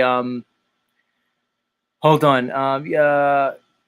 Saying that she's damaged might not be the best pickup line. But somebody says, I'm with Z on this one, at least concerning the powerful sexual energy that shines from her. Yes. It's the confident femininity that isn't masculine or dykey. The vulnerability is her honesty and her openness. I agree, author Dylan. You saw the same thing I did. Somebody else says, I'd rather find confident sexy. How about this one? They say, Z, she will be the death of you. Beware. I agree. I agree with that. Other people are saying they're a sucker for women. Some metaphysician says, Z, what if she will only allow you to eat the poon? Well, that's another thing, Rose. I don't go down on women. So if she's the kind of chick who's, against that, I think I'm in a problem. Catch 22 says she may destroy you. Look at all the, look at how it's being presented by people about men and women and men being destroyed by women, Rose. Yep, It's this, that's the epidemic. it is an epidemic. It's this new age that we're in where men are expendable, okay, in so many ways. They're expendable politically, economically, socially, and otherwise. And I see a society that's all too willing to let men walk down to their doom. Again, this lovely Dr. Kelly, she's been through 2 divorces. I would like to see the carnage that she's left in the wake of her life. I don't know. I'm not familiar with her relationships, but like the reality is when they say that she may destroy me, people are speaking from not only their experience, but just what we can see from society in general, that divorce typically affects the man much more. Divorces are much more impactful on men than women. Men lose much more in divorce. Women seem to be able to recover much more quickly than men. Any thoughts on that? Okay, you're asking me right as I feel like I have to sneeze. But you know what I'm thinking, Z? You could be ruining it all right now by even talking about her. Oh, of course, but that's what I do. But that's what I do, Rose. Go ahead. But if she can overcome that, then you know that she's like the one. And it kind of reminds me of you know what she reminds me of? Tell me if you can relate to this.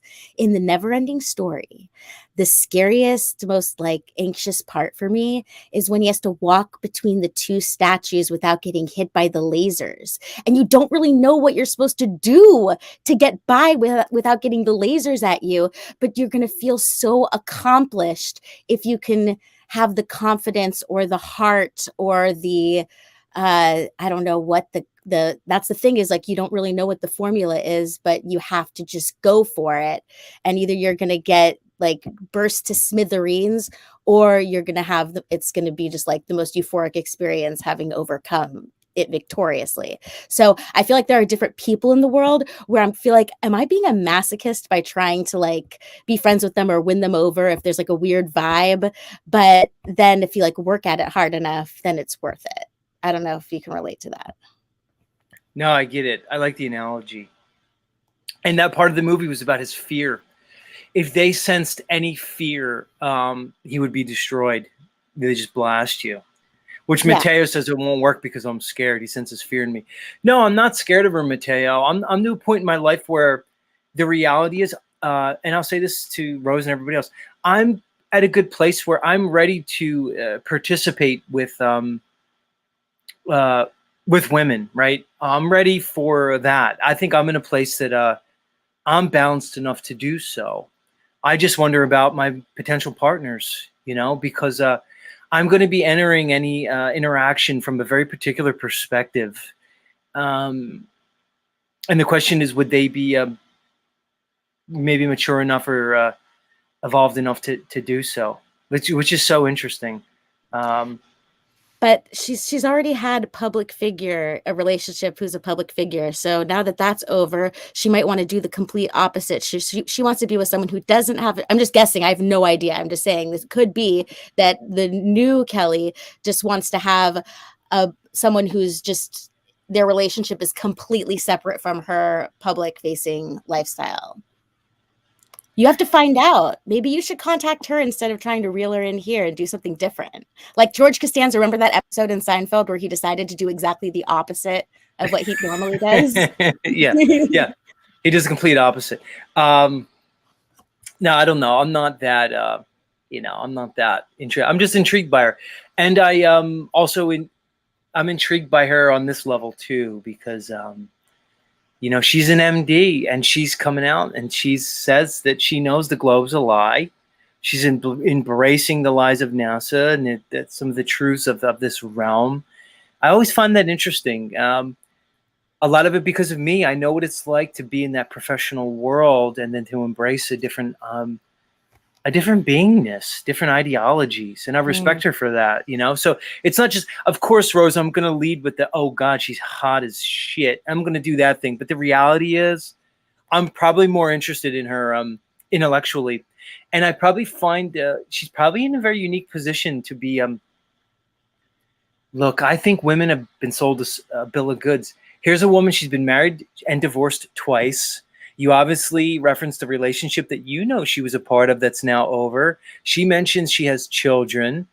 She doesn't appear to be actively practicing her profession. I'm not sure if she's still an active psychiatrist.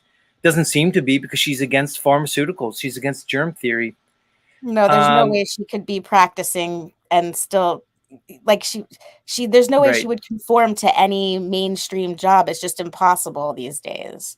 And by the way, I completely agree. It is very special that she got out of that at the level that she was in, and then to leave and also be able to maintain is really great. Like I absolutely 100% cannot even imagine someone like my stepdad, who's a plastic surgeon, leaving surgery and like doing anything else just because like he found out some information about world deception. Like it's just not even. Yeah. He'll never let go of that identity no matter what. And that's the trick of the system, is because you identify with it. One builds their identity through the system constructs, and then they're forever tied to it. And then faced with information that's contrary to their paradigm, they'll reject it. Not because the information is illogical or unsound, but because they can't get rid of the fantasy, the illusion that they've built up around their identity. And that's where the insanity comes in. And that's where one sells their soul. That's the Faustian bargain of this realm, is because you'll choose your earthly riches over truth. It's such an insidious thing, and that's how we enslave ourselves. It's fucking crazy. And it's interesting you said that about your stepdad, because I see that, Rose, I saw it when I was working in the medical system. When they rolled out the medical tyranny of the last 3 years, and I was faced with a choice: keep my job or keep my job by submitting to medical tyranny, or lose it by standing up for what I believed in, which was right and true. I watched everybody else around me fold. I watched people who knew they were doing the wrong thing, but they did it anyway. They lined up and they submitted to a medical tyranny in an effort to keep their position. It's not just your job. By keeping your position in your profession, you're keeping your position in society. You're keeping your position in your family. They were unwilling to give it up. And Yeah. that's what we're in. Okay, so there's some people that you observe that they were just being pussies. They knew that they were doing the wrong thing, but they were aware of their acquiescence. But then people like my stepdad, he's like a freaking mensch like no other. And he's the guy that he like during the day he's a plastic surgeon, but at night he moonlights in the ER, so he'll like fix someone who accidentally blew their face off or got bit by a dog in the face, you know? And like he'll go to Ecuador and like do like 20 cleft palates. And in his mind, he like really, really helps people. And he really does. But like when you're a surgeon, like luckily he's not like an infectious disease doctor or a general practitioner who like is prescribing medications. Like he's literally just like cutting people up, putting them back together. And in some case, doing something really helpful. And in some cases, probably just feeding into someone's complex. But he thinks he's doing the right thing. So it's like cognitive dissonance in his brain, like no matter what he hears, especially since he had like a major stroke after the vaccine, after like the second booster or something, he had a major stroke. And so no matter how, like I did with my mom, a no matter how surgeon who had a stroke now. And he's back to work now. Yeah. See, is that who you want to go? But here's the thing. And here's the point, Rose, you make a great point. And that's the trick of this realm, is that there's a tendency for us to want to villainize these people. Oh, you participated with the medical system, but you're right. It's the same thing with me. All my colleagues that I left behind, they help children here every single day. They're involved with severely disabled children that depend on them to be connected to this world, and to classify them as evil is it's a misnomer, and it's wrong. And that's the subtlety. That's the subtle complexity of this realm. Is of course your surgeon stepdad's not an evil guy. Of course, all the other surgeons, doctors, physicians, and otherwise that I left behind in my profession, they're not evil. A lot of them are just confused. They're just unwitting dupes of this system. It's much more nuanced than people like to categorize it as. And that's why I don't look at people through a mindset of hate. I don't look at people as if I have the moral high ground. I was speaking on this when I was on London Man's channel last night about letting go of this, who's the moral authority, who's the intellectual authority, looking at others around us as, really victims of a control matrix that has set up itself upon humanity for thousands, if not millions of years. We don't have to blame these people. Your dad, your stepdad, he's not evil. He does good things. We don't have to look at him through eyes of judgment. It's destructive anyway. Go ahead. Yeah, and all of us in one way or another, whether we realize it or not, are probably contributing to the quote unquote evil of the world in one way or another, because there's just so much going on. So, I mean, with Howard, I still don't understand how he and my mom both had strokes within the same month. So when I was like screaming, like, obviously I was right, and him not seeing it, it's just like, yeah. So it's just, he's living in a different reality where the matrix is working for him really, really well. So there's no reason to get out. But about the one thing I wanted to mention about plastic surgery. Are you still there? Yeah. Okay.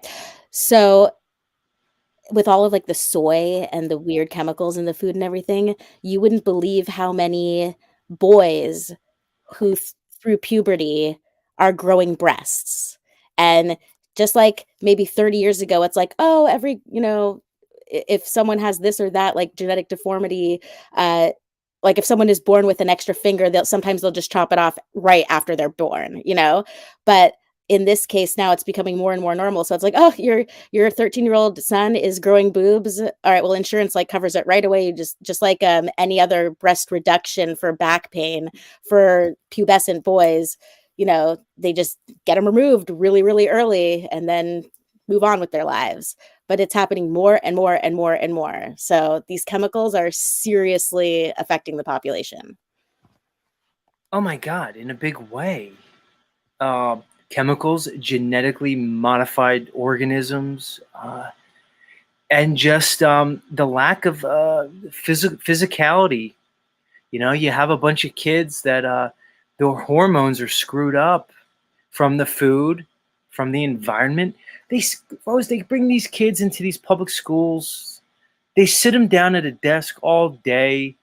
Less and less. There's not even physical education anymore. I was watching a video the other day. Somebody was showing about the physical education of the 1960s and how these young men were doing push-ups, pull-ups, and they were comparing that to the situation today with these young men. And it's such a degradation of any conception we can have of a man or even a woman, that the environment that we find ourselves in is literally altering us on a genetic level. We've talked before about epigenetics, the effect that the environment has, not just the social environment, but the chemical environment, how it has on the expression of genetics. Genetics need to be expressed. We hold within our DNA the possibility of potentially countless what they call phenotypic presentations. It's the environment that expresses the gene.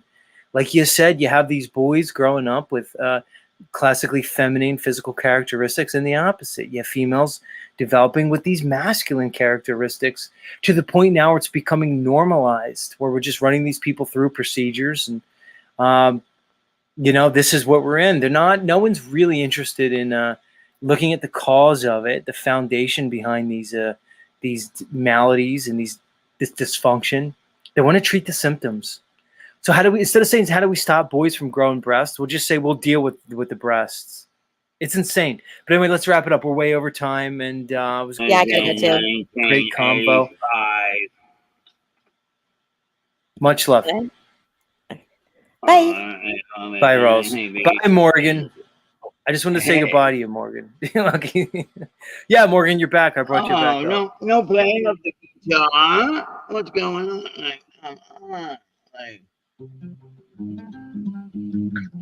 What do you want to play? Something?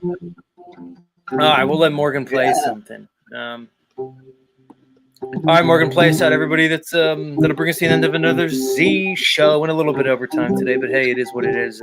Much love, everybody. If the gods are willing, we'll do it again tomorrow. Same time, same place, right here on the Synthetic Warrior channel. Morgan, take it away. Much love, everybody. Play us out.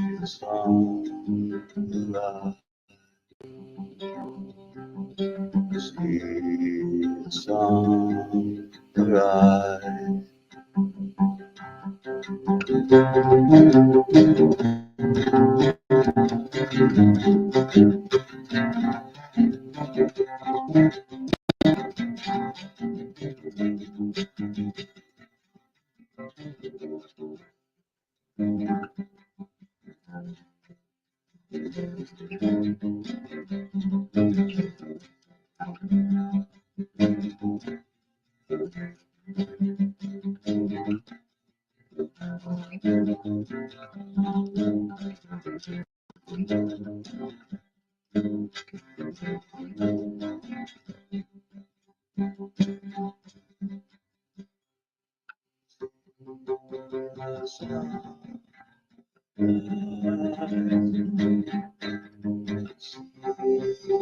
sun arise.